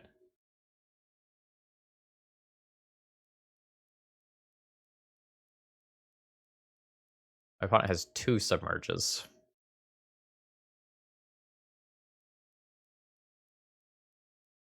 2 submerges, 2 EEs, 2 Kozilek's returns.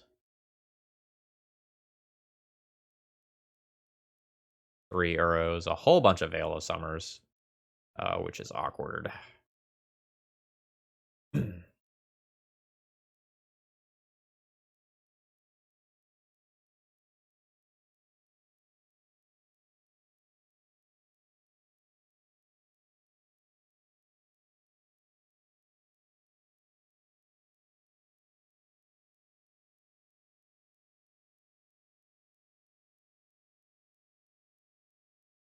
I don't know how many like good opportunities I am going to get to play these Hymn to Torox now. I might just have to like feed one to a Veil of Summer to try and resolve the other. Although that doesn't feel great. I guess I can just like play Kambal out and just like let that sit there and chill. Make my opponent pay 5 mana to put it on top of my deck.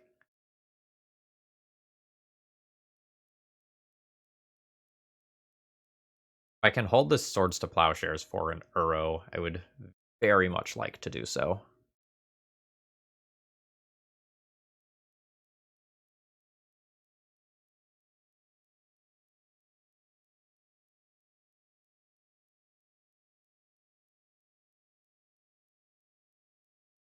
Yeah, let's just play Kambal out now.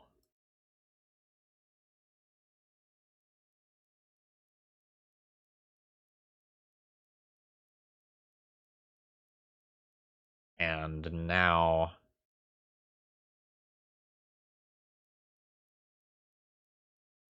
I feel like I'm in an okay position. My opponent could have a blast here. Not the end of the world if they do. They have 3 blasts remaining in their deck. Yeah, sure.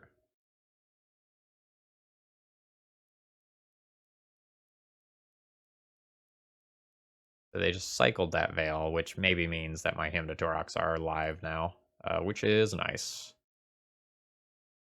No, my opponent only has 1 more red elemental blast, so I don't want to be thinking about like surgicaling that here.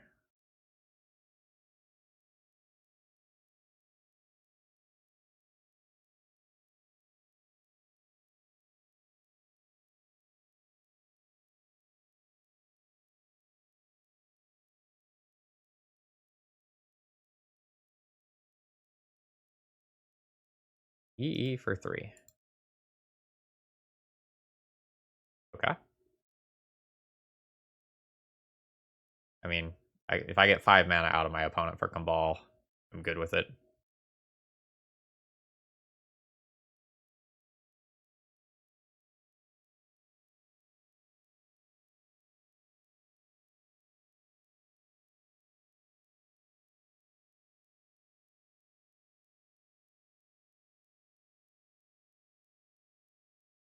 Don't get to double him this turn.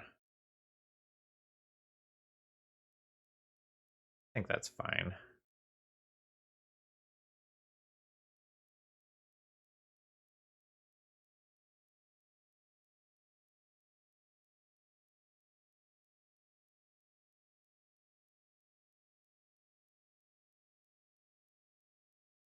Now if my opponent tries to like red elemental blast this, I can remove the painter and stop it from being a removal spell anymore. Oh, we got an Uro. In which case, let's extract that bugger right now.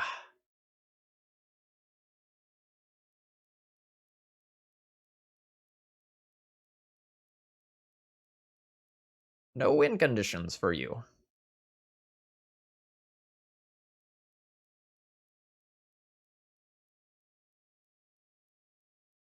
Alright. Burrows are gone. Opponent has Painter's Servant and Submerge. And, yeah, they are literally having to peck me to deck with death with Ice Fangs and Painter's Servants now.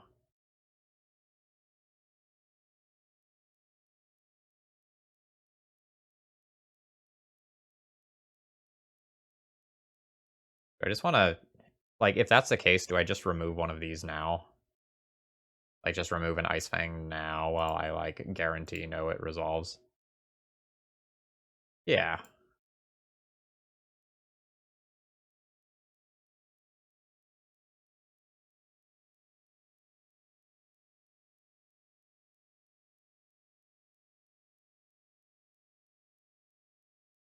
Now my opponent will crack the trade with Kambal.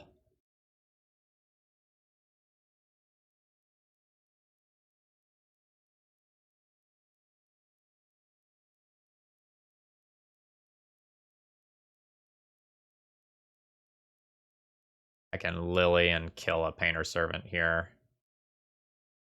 See if my opponent plays out the second. They don't.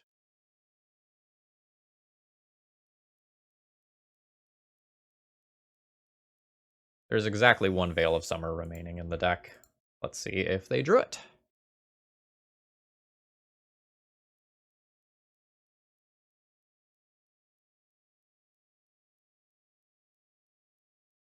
Apologies if you can hear that stomping. Oh, no. I will take that Force of Will, though. And then I'll just punish my opponent for not playing cards to the board by taking cards out of their hand.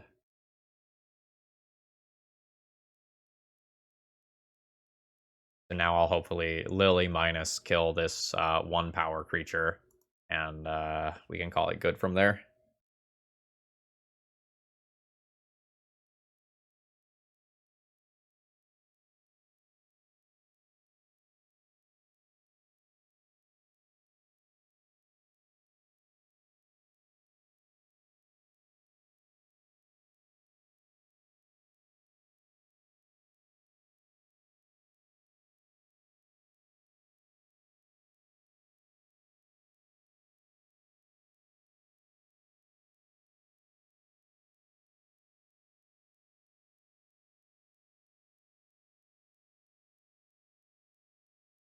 Next turn, I can play Stoneforge and Jete. And if I draw a land, I can plus without losing any of my own cards. I don't care about losing Fatal Push. In that case, let's go ahead and just plus now and see what my opponent does.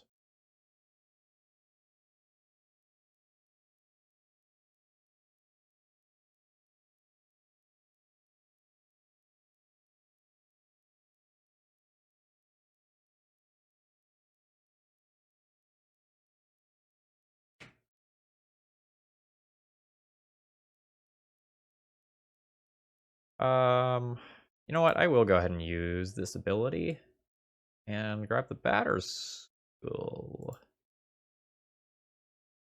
I sideboard out. Okay, I sideboarded out 2 pieces of equipment. That's fine.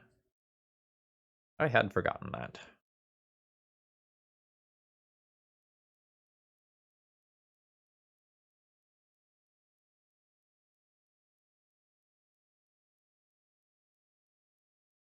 Sure.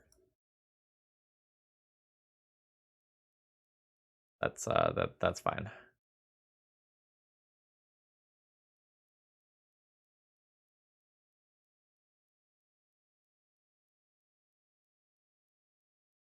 Does make my current turn a little bit awkward. Firm. Yeah.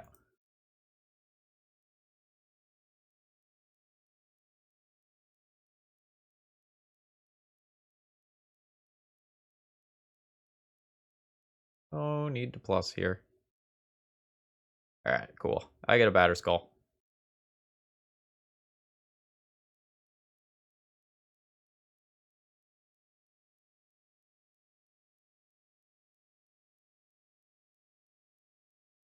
I think it's more valuable to plus Liliana than to keep Swords to Plowshares. My opponent has basically no cards that I care about in their entire deck.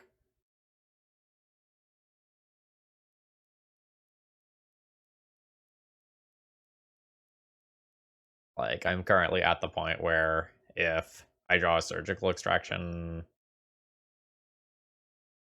I don't even know, like, I would be willing to extract a Painter Servant because that removes 33% of their remaining win conditions or something like that. They're nice Vanquaddle in exile. Yeah.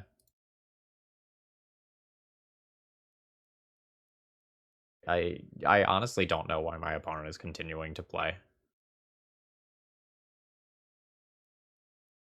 Like, I have a very, very overwhelming board presence, and I've extracted most of their win conditions.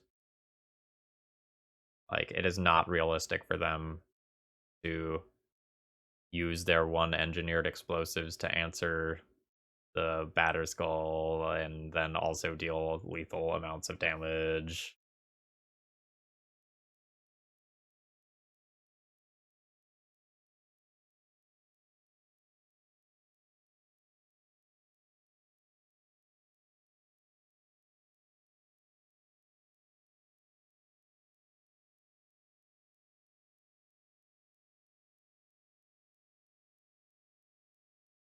Sure.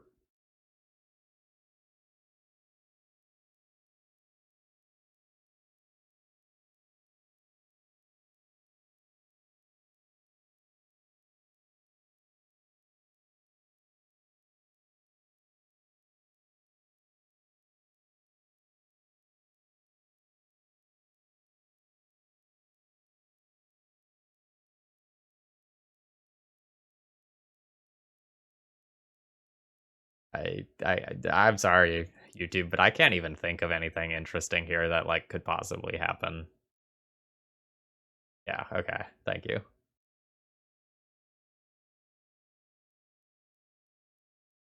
Alright, so I very much like this Necromentia and Surgical Extraction plan. If I eliminate the combo and I eliminate Uro, my opponent cannot really do anything. Given that I have seen Kozilek's return now, is there anything I want to do differently? Two toughness creatures get a little bit worse, so like that's something that kills Sedgemoor Witch without actually targeting it. So what if I do something like this and then try to get another piece of equipment in here?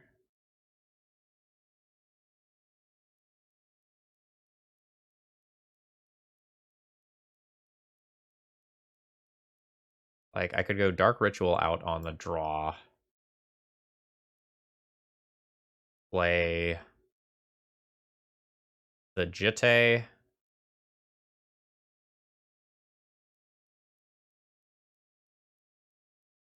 Plague Engineer for Snake.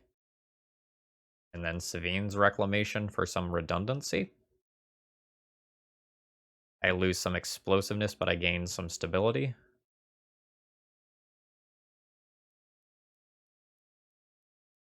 One has 3 Veil of Summers, which makes a bunch of my discard rough, but like those cards seem important to my overall plan.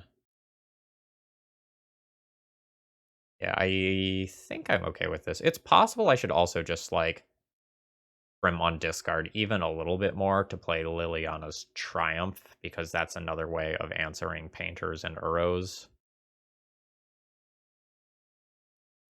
I don't hate that. I don't love it either, though.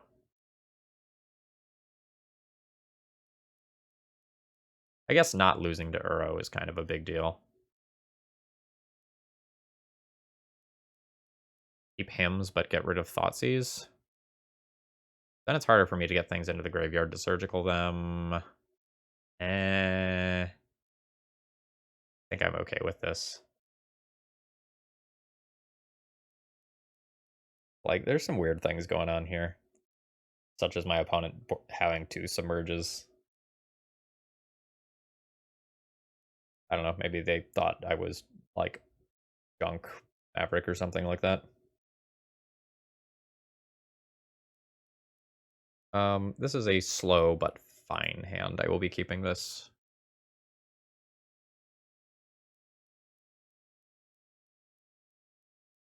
Like, I have a fatal push for an early painter. That's kind of a big deal. And it makes it so that it's not just like awkward for me to play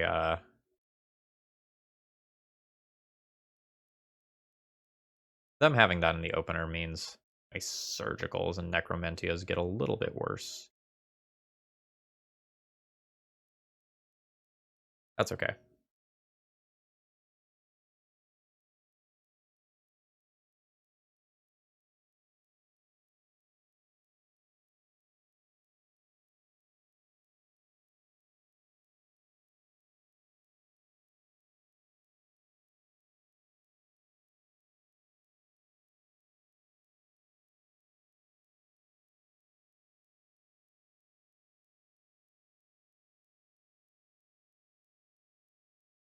If my opponent has force of will to protect this, this is incredibly bad for me.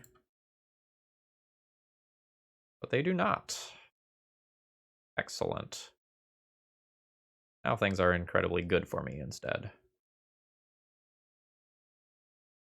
Guaranteed 2-card value of him, I think is good, because like taking my opponent's land is good. Taking their, yeah, I think him is better this turn, because then I go just Thoughtseize and Bob next turn.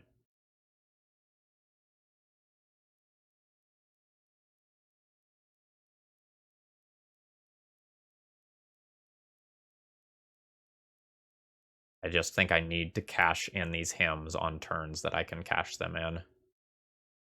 Alright, Narset and Pyroblast. Okay hits.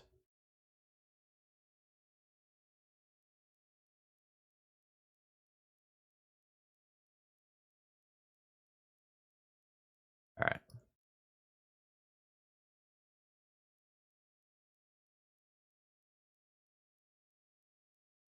We're just like not gonna activate Narset over there? I mean, well, I guess I can see that in some scenarios.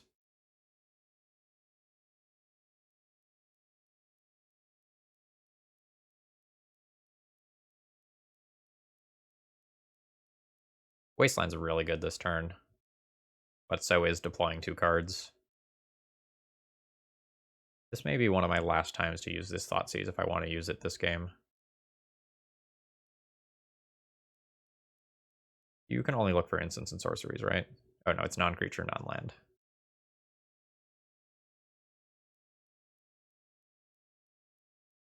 If this Thoughtseize misses because my opponent has a land, it's very bad for me. But if I take a relevant card, it's quite good. Turn's hard.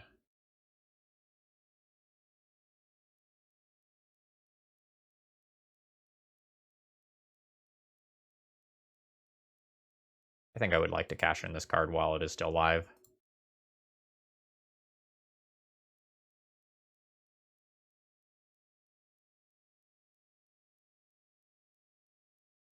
And let's put something into play that pressures Narset.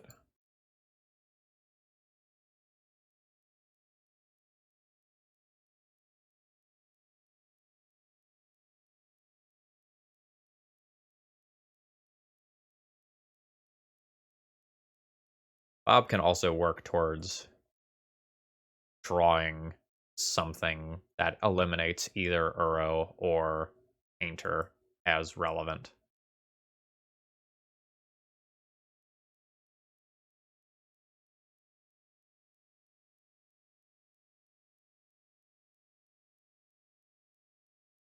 Alright, so my opponent currently cannot cast an Ice Fang Coatl this turn, meaning my Bob attack on Narset is safe.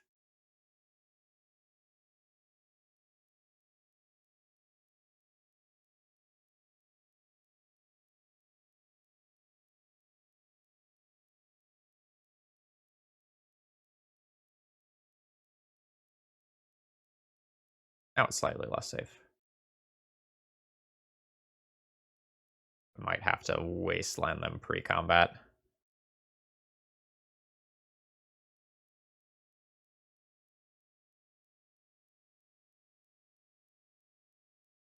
Yeah, I like that line.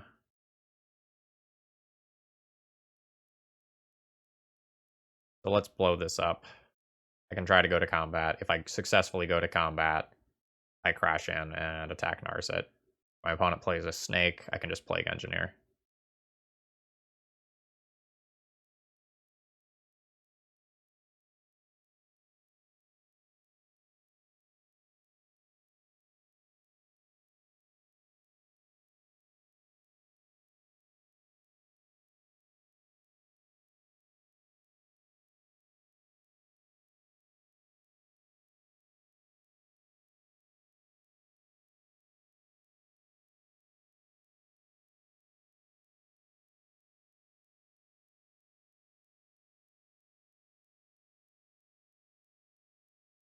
Snake! Snake!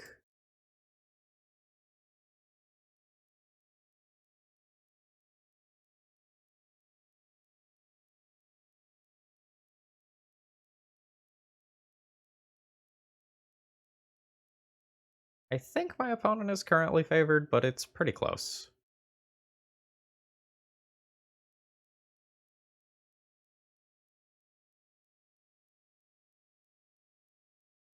I think once my Lily is on board, I'll feel pretty comfortable. My opponent needs 5 mana to play Painter and then activate it in the same turn cycle.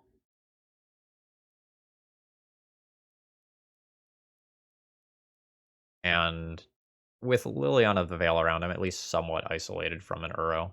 Sorry, insulated from an Uro just coming down. Alright.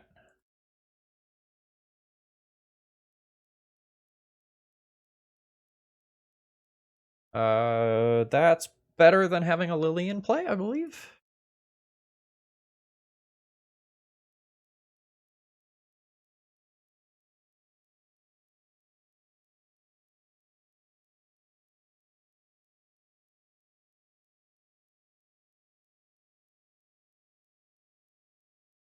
My opponent also can be starting to think about grindstoning themselves to look for Uro.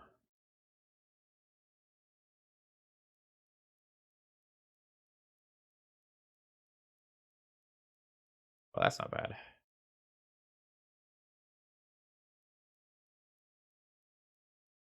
I have basically no, like, literal card draw things in my deck, so I think I can just send this at my opponent and not actually take the Narset off the battlefield.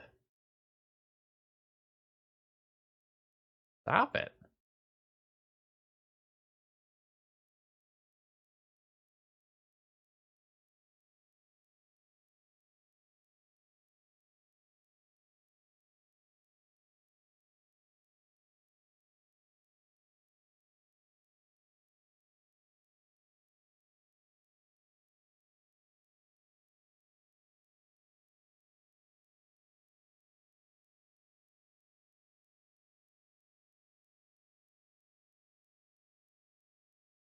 I don't die to Painter Grindstone in the next turn cycle, so I think I just play my Liliana plus and discard my Swamp.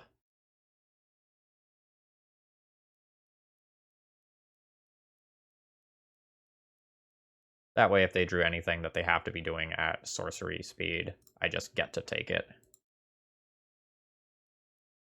Yep. I mean, that's fine. Like, the 5th land is very important because of, like, the ability to activate both Painter and Grindstone. Or to cast Painter and then activate Grindstone in the same turn cycle.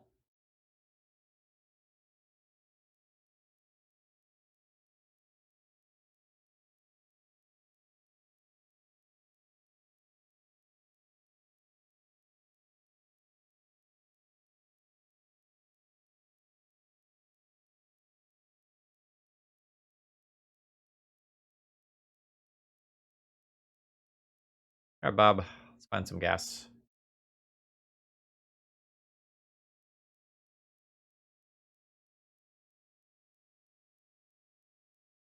Probably qualifies.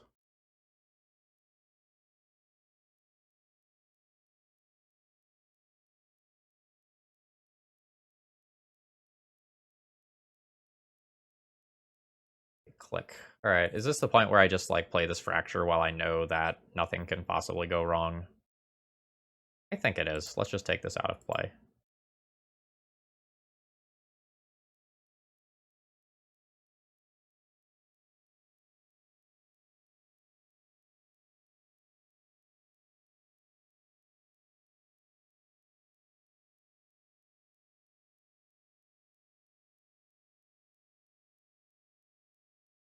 I think my plan is just bury my opponent in cards now. Like, I just minus Lily and answer Uro. And they can't really double creature in a turn.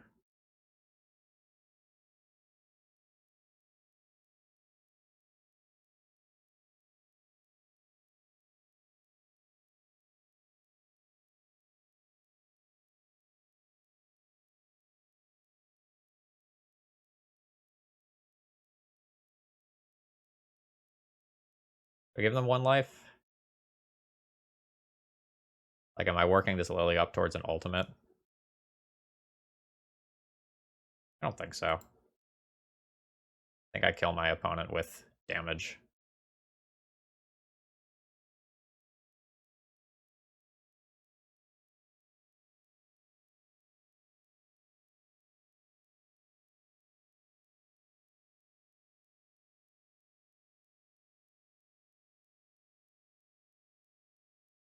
My opponent can't even bring back the Uro yet because they have a mountain.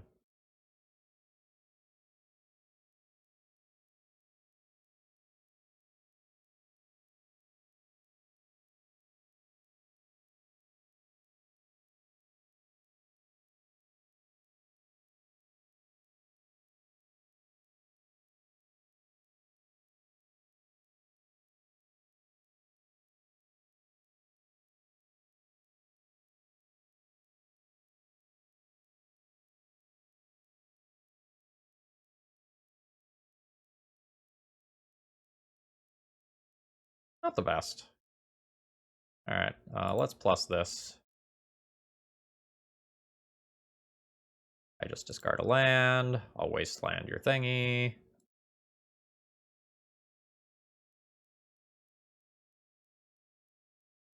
Blow that up.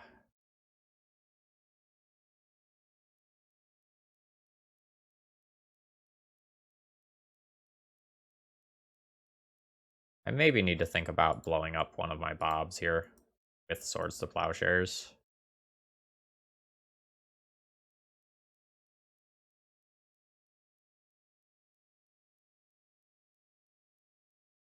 Am I fine with that? I think I'm fine with that. Do I want to do it while there's no possibility of counterspell? No, because my opponent can't force a will me next turn, so I can wait.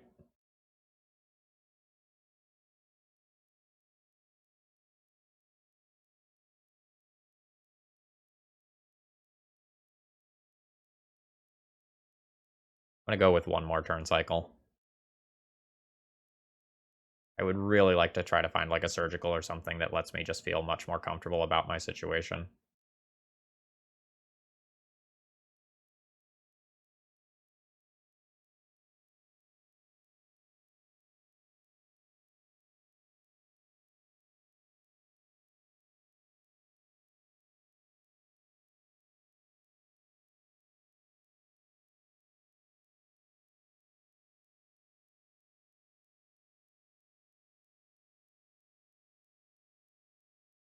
Now I think we can go ahead and Swords to Plowshares a Bob.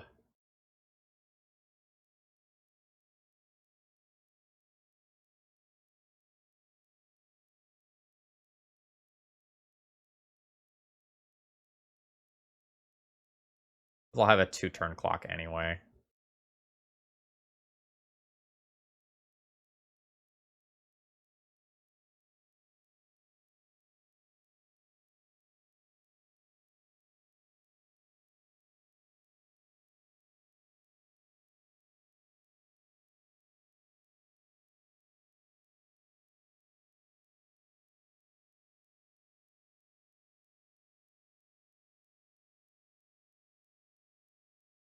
This probably takes a turn off my clock, but I think I won't die if I remove a Bob.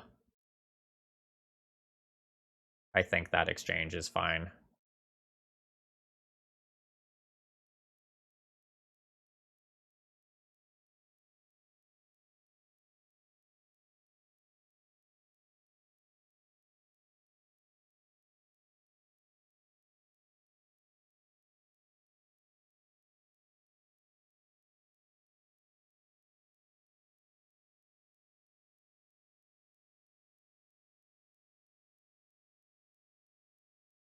I have Jitte.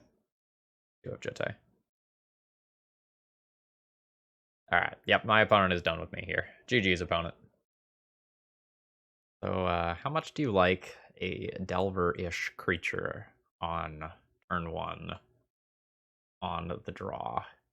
Can we just, like, Dark Ritual, Edgemore Witch, and hope to get there?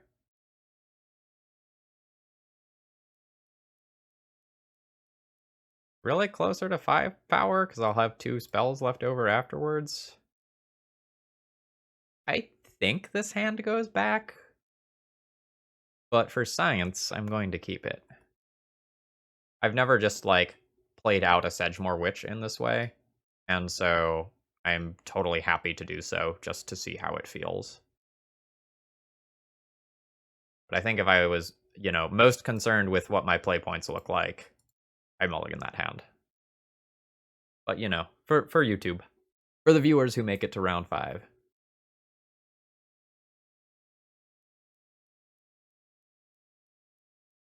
Oh. Or maybe looking at a blue-red Delver deck. It is a blue-red Delver deck.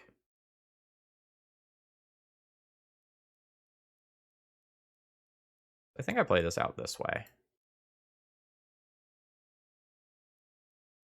think I just go ahead and play the Sedgemoor Witch around Daze.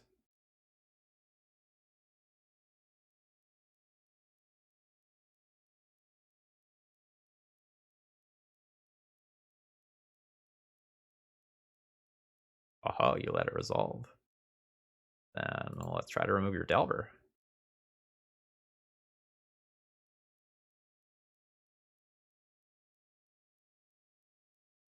Second Daze. Okay. That's fine. Like, we're paving the way for the Stoneforge Mystic to resolve and do disgusting things. No Delver flip.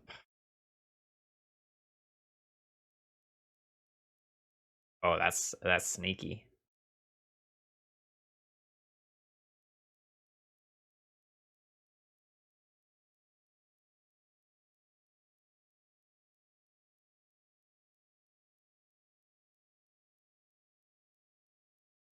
So now my opponent has used 2 Dazes. They've bluffed or actually have a Force of Will, so this might not resolve. Alright, they have pitched a Whale, which is fine. Alright, they have a Brainstorm. They can potentially look for another land now.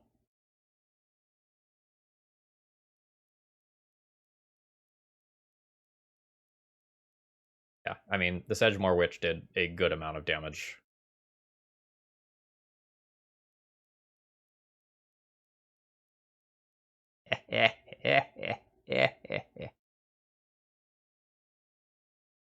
This is exactly the sort of situation I put the Savine's Reclamation into the deck for. I have 2 planes already, right? Yeah. Stoneforge.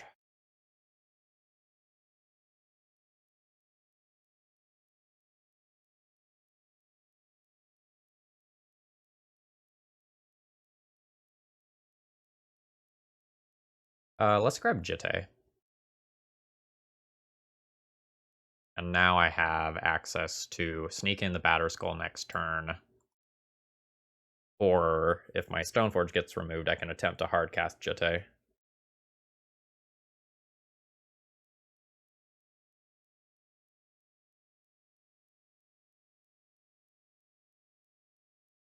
Pretty happy with my current situation. Like, obviously things can change, but... Oh yeah.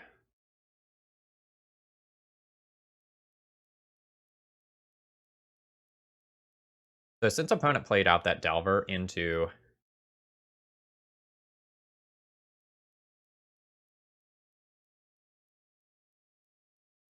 excuse me, into a known Umezawa's Jitte, I'm going to assume that their last card is literally Lightning Bolt, and so I'm just going to put in a Batterskull this turn and maybe flashback Savine's Reclamation. Get Sedgemoor Witch and a land. That's pretty gross. I also could just cast Jitte and put in Batterskull.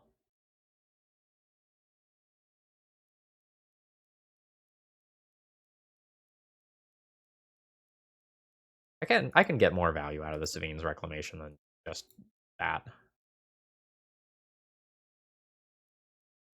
Cast my Jitte. I'm just going to main phase, put this in, and play around a Stifle.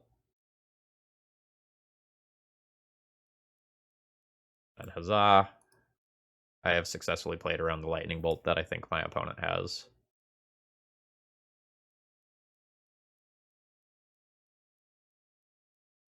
Well, now I know my opponent has a Lightning Bolt. Alright, they had Expressive Iteration. That was a bluff. And if I just went for the Jitte there, though, they were super screwed.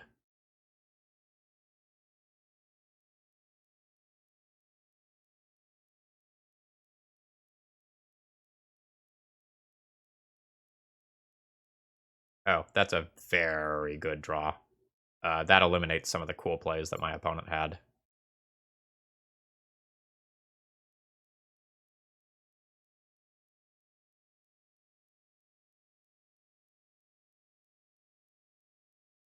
So I'm doing this now so I can play around my opponent bolting their own idiot.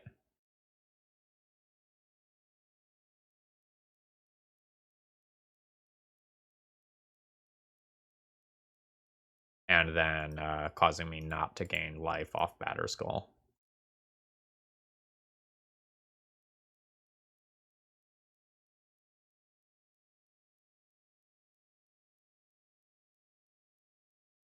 Now that I'm safely at 11,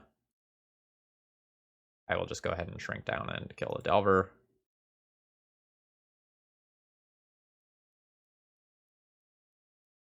And am I happy enough with the Jitte remaining here? Yeah, because that creature can't be lightning bolted successfully.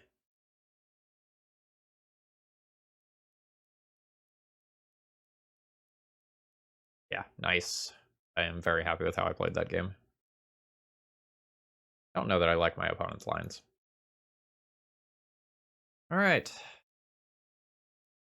Balls in. You've proved yourself. Plague Engineers, you're okay. Liliana's Triumphs, you're good. Bloodchief's Thirst, you're fine. What don't I want? I should probably go down on some amount of the stuff that impacts my own life total. So that means my Thoughtseizes and my Bitter Blossoms. So what does it look like if I do this? Puts me at 61. This requires me to keep all my Dark Rituals, which are a little awkward when I've gone down a bunch of my early plays. I almost like shaving 2 of these to get an Inquisition in here. I have enough ways to win the game without the Bitter Blossoms. I think so. My equipment is a little worse if I board out those bodies.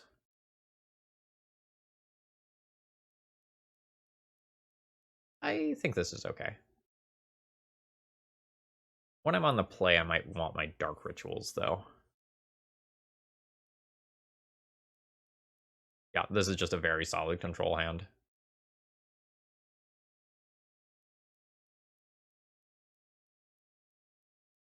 And I don't even have to deal with, playing into Daze on turn 1. That is a huge boon.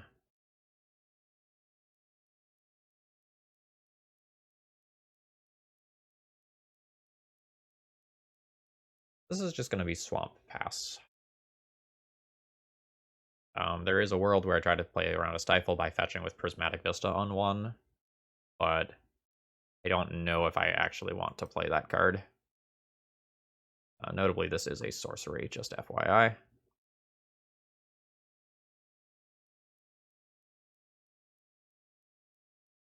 So this is just an impulse this turn. They can't use that second card here. Until end of turn, right? Yeah, you may play the exiled card of this turn. Alright, cool.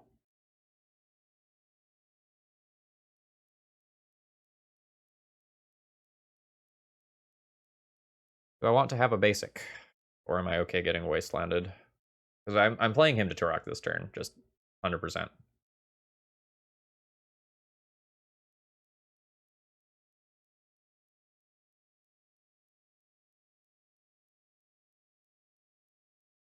I would really like this to be a basic planes, so I always have access to both of my colors. I think I'm okay with getting wastelanded, but I have so many 3-drops. Awkward.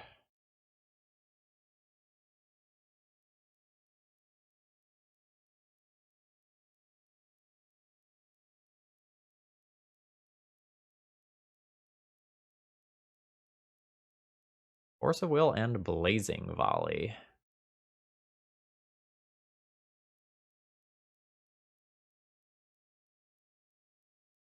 Blazing Volley has some text against my deck for sure.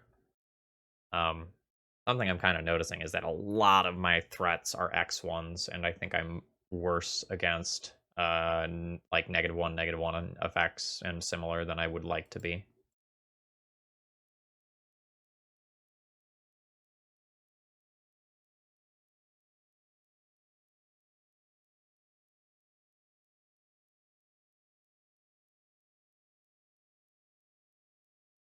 No shuffle. How do I want to play this turn? Lingering Souls is the worst against Force of Negation. Edgemar Witch is the best versus Lightning Bolt. Stoneforge is the one that's good versus Daze. The earlier I play Sedgemoor Witch, the better, because the more value that I can generate out of it.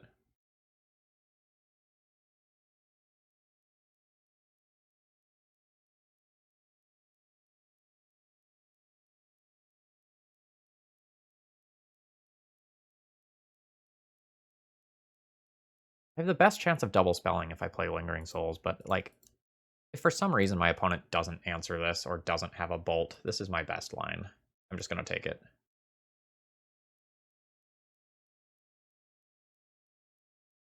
Like, every pest I make is just so sick.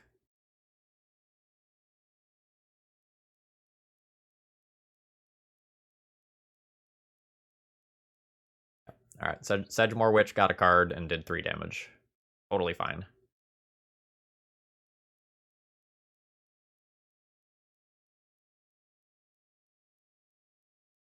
Please don't answer this. I guess it would cost my opponent all of their cards to answer it, so I guess that's fine.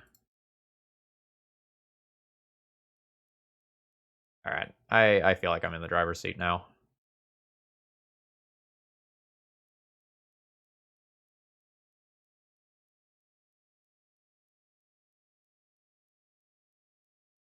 I feel like if I draw like lands to continue to do my stuff, I'm probably just going to be good for the rest of this game.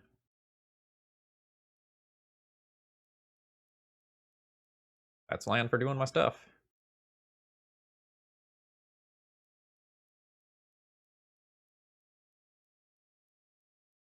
Did not even get Force of Negation.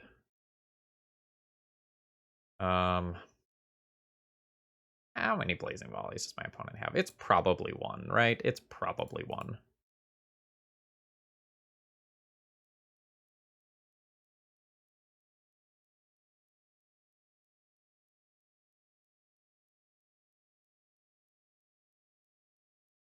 My opponent can get it back with the Whale, which is slightly awkward, but I can maybe like get a Sword of Fire and Ice equipped, and then things are okay on that front.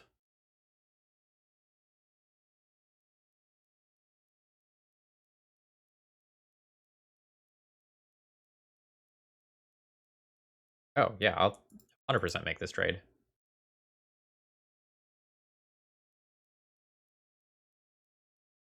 All I'm trying to do is keep the board clear.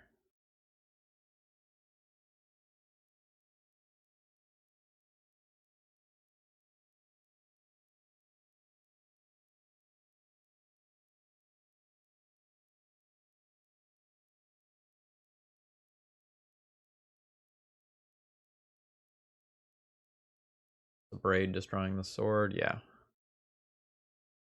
Sure, that's fine.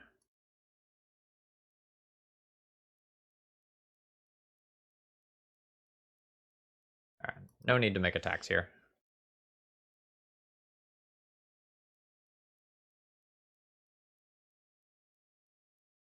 This is a very good explosive iteration, compared to the one that was cast on turn 2.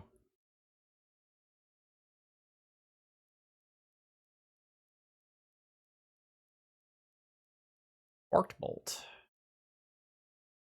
Nice.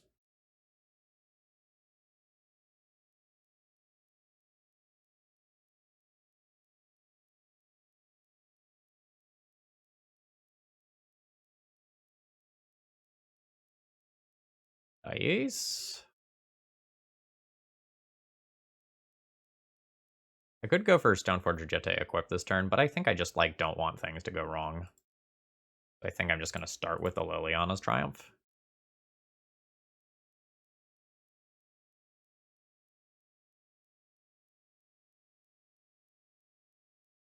Now I think I'll go ahead and go here. I'll blow up a Volk.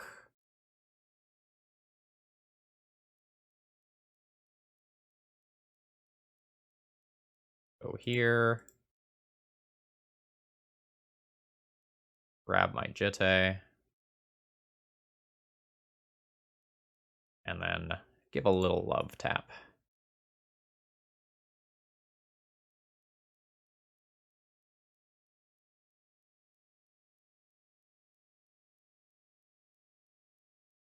I am in good shape.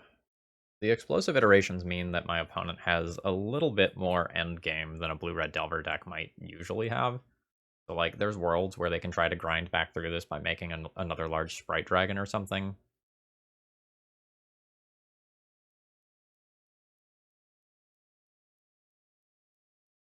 But it's gonna be hard. I am just in hardcast Batterskull territory as well.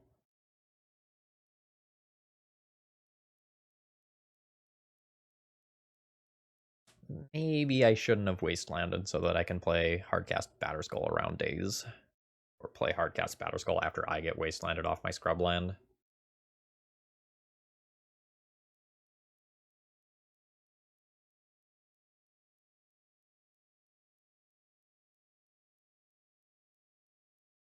Just attack.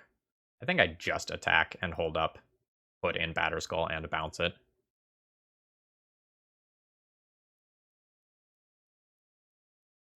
No need to get ambitious here. Like, my position is superb.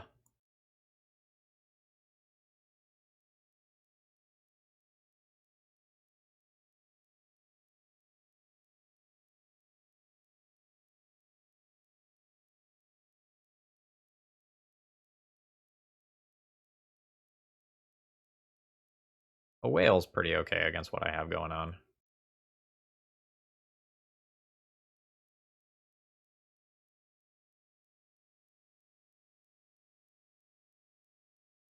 It just, like, happens to dodge Fatal Push.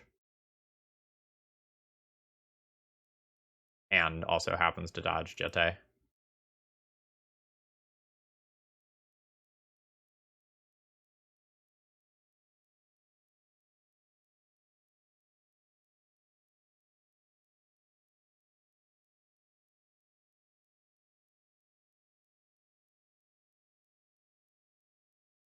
Here.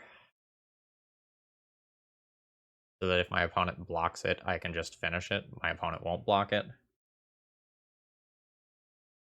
I can also... Oh, maybe I should just leave up, like, Batterskull Bounce for a Braid. But if my opponent braids my Batterskull, I can get enough Jitte counters to just kill the fish. So that's a thing.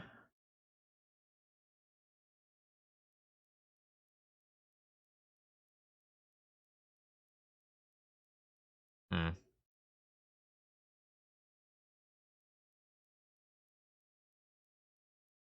I don't know. Maybe I can't lose if I just hold up 3 mana for bouncing the Batterskull. Yeah, I shouldn't have put in this Jitte.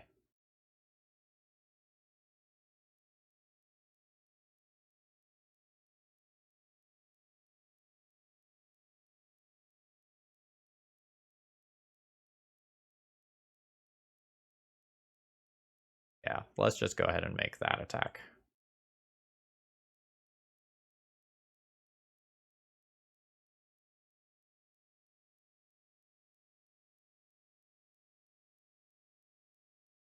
I think that's one of those times where I just, like, cut my losses with the line that I took. Like, if I held up the mana, I could, like, Batterskull Bounce and then put it back in with Stoneforge Mystic in the same turn cycle if that was something that I needed to do.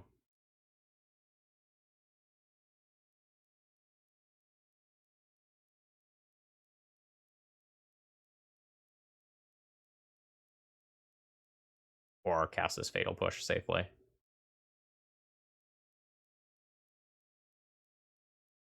Alright, so I'm just going to let all this happen.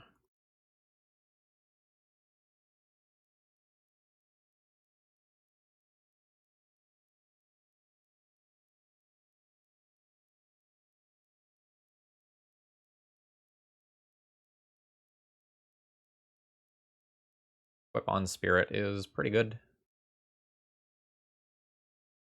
Although my opponent could just abrade the Jitte, but I think that's fine.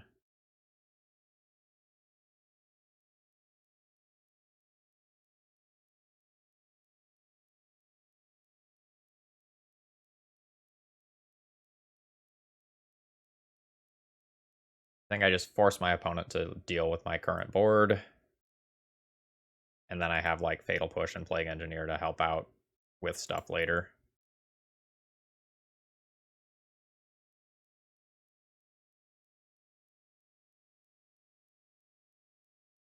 It's get a little trickier if my opponent, like, abrades the Batterskull, I bounce it, then they bolt my Mystic.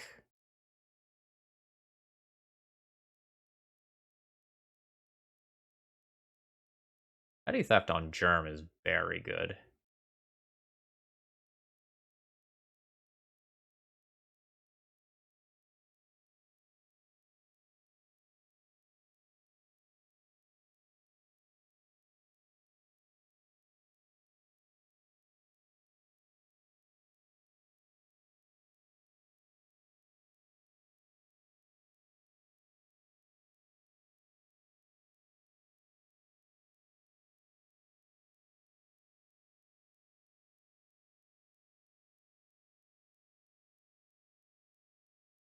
So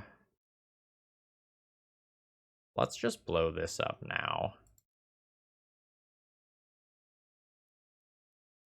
I will offer up my Batterskull as a sacrifice, because I can put a lot of pressure on my opponent currently in terms of life total. All right, the Sword of Fire and Ice died earlier. And my Jitte threatens to remove either Brazen Borrower or the Whale.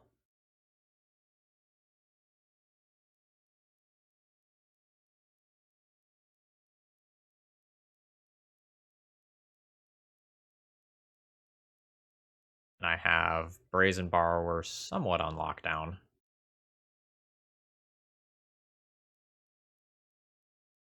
Oh, interesting. Yeah, I guess I'll just gain life.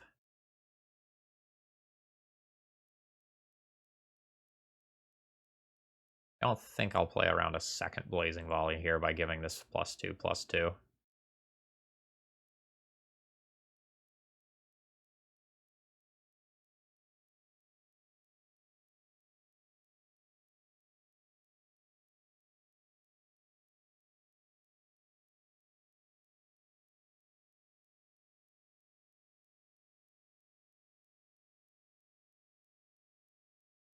Alright, so my opponent has Lightning Bolt, so it's not easy for me to just go and equip Batterskull this turn. But I can take a sick 2-for-1.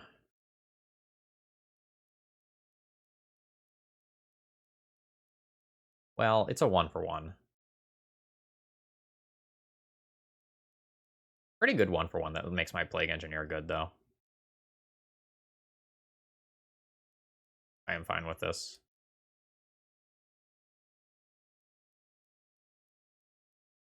Could maybe have done this post-combat.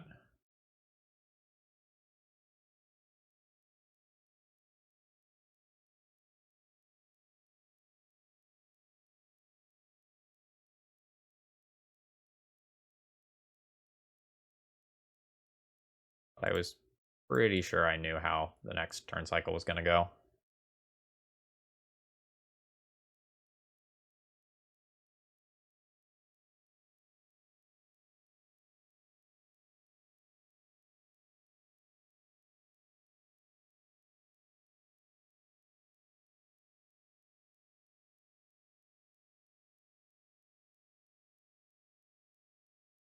Okay.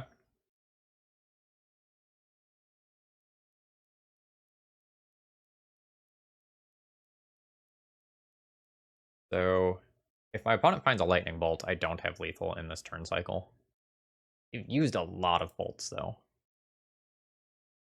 Used 3 of their 4 Lightning Bolts, and they chose to shuffle. I'm just going to try to kill them.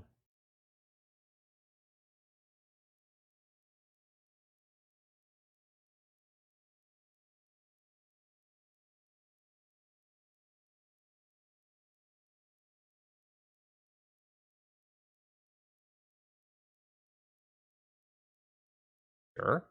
Yeah, okay. That's what I thought.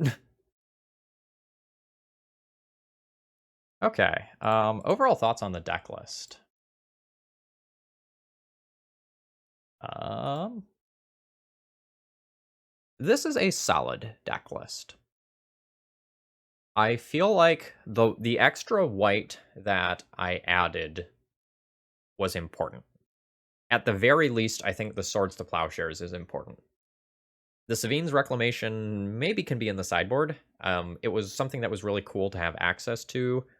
We didn't flash it back for like super maximum uber value at any point. So I would say the 3 most flexible cards in the main deck are the 2 Lingering Souls and the Savine's Reclamation. And it's possible you can go deeper on Sedgemoor Witch or some other thing. I don't think those 3 cards are necessary. I liked most of the rest of what was here. I do think you can consider dropping down like a Stoneforge and 1 piece of equipment if you have other things you want to explore. Like say you wanted to have it like 2 more Sedgemoor Witches and like maybe a couple other of the Magecraft cards to have an infinite combo in the deck.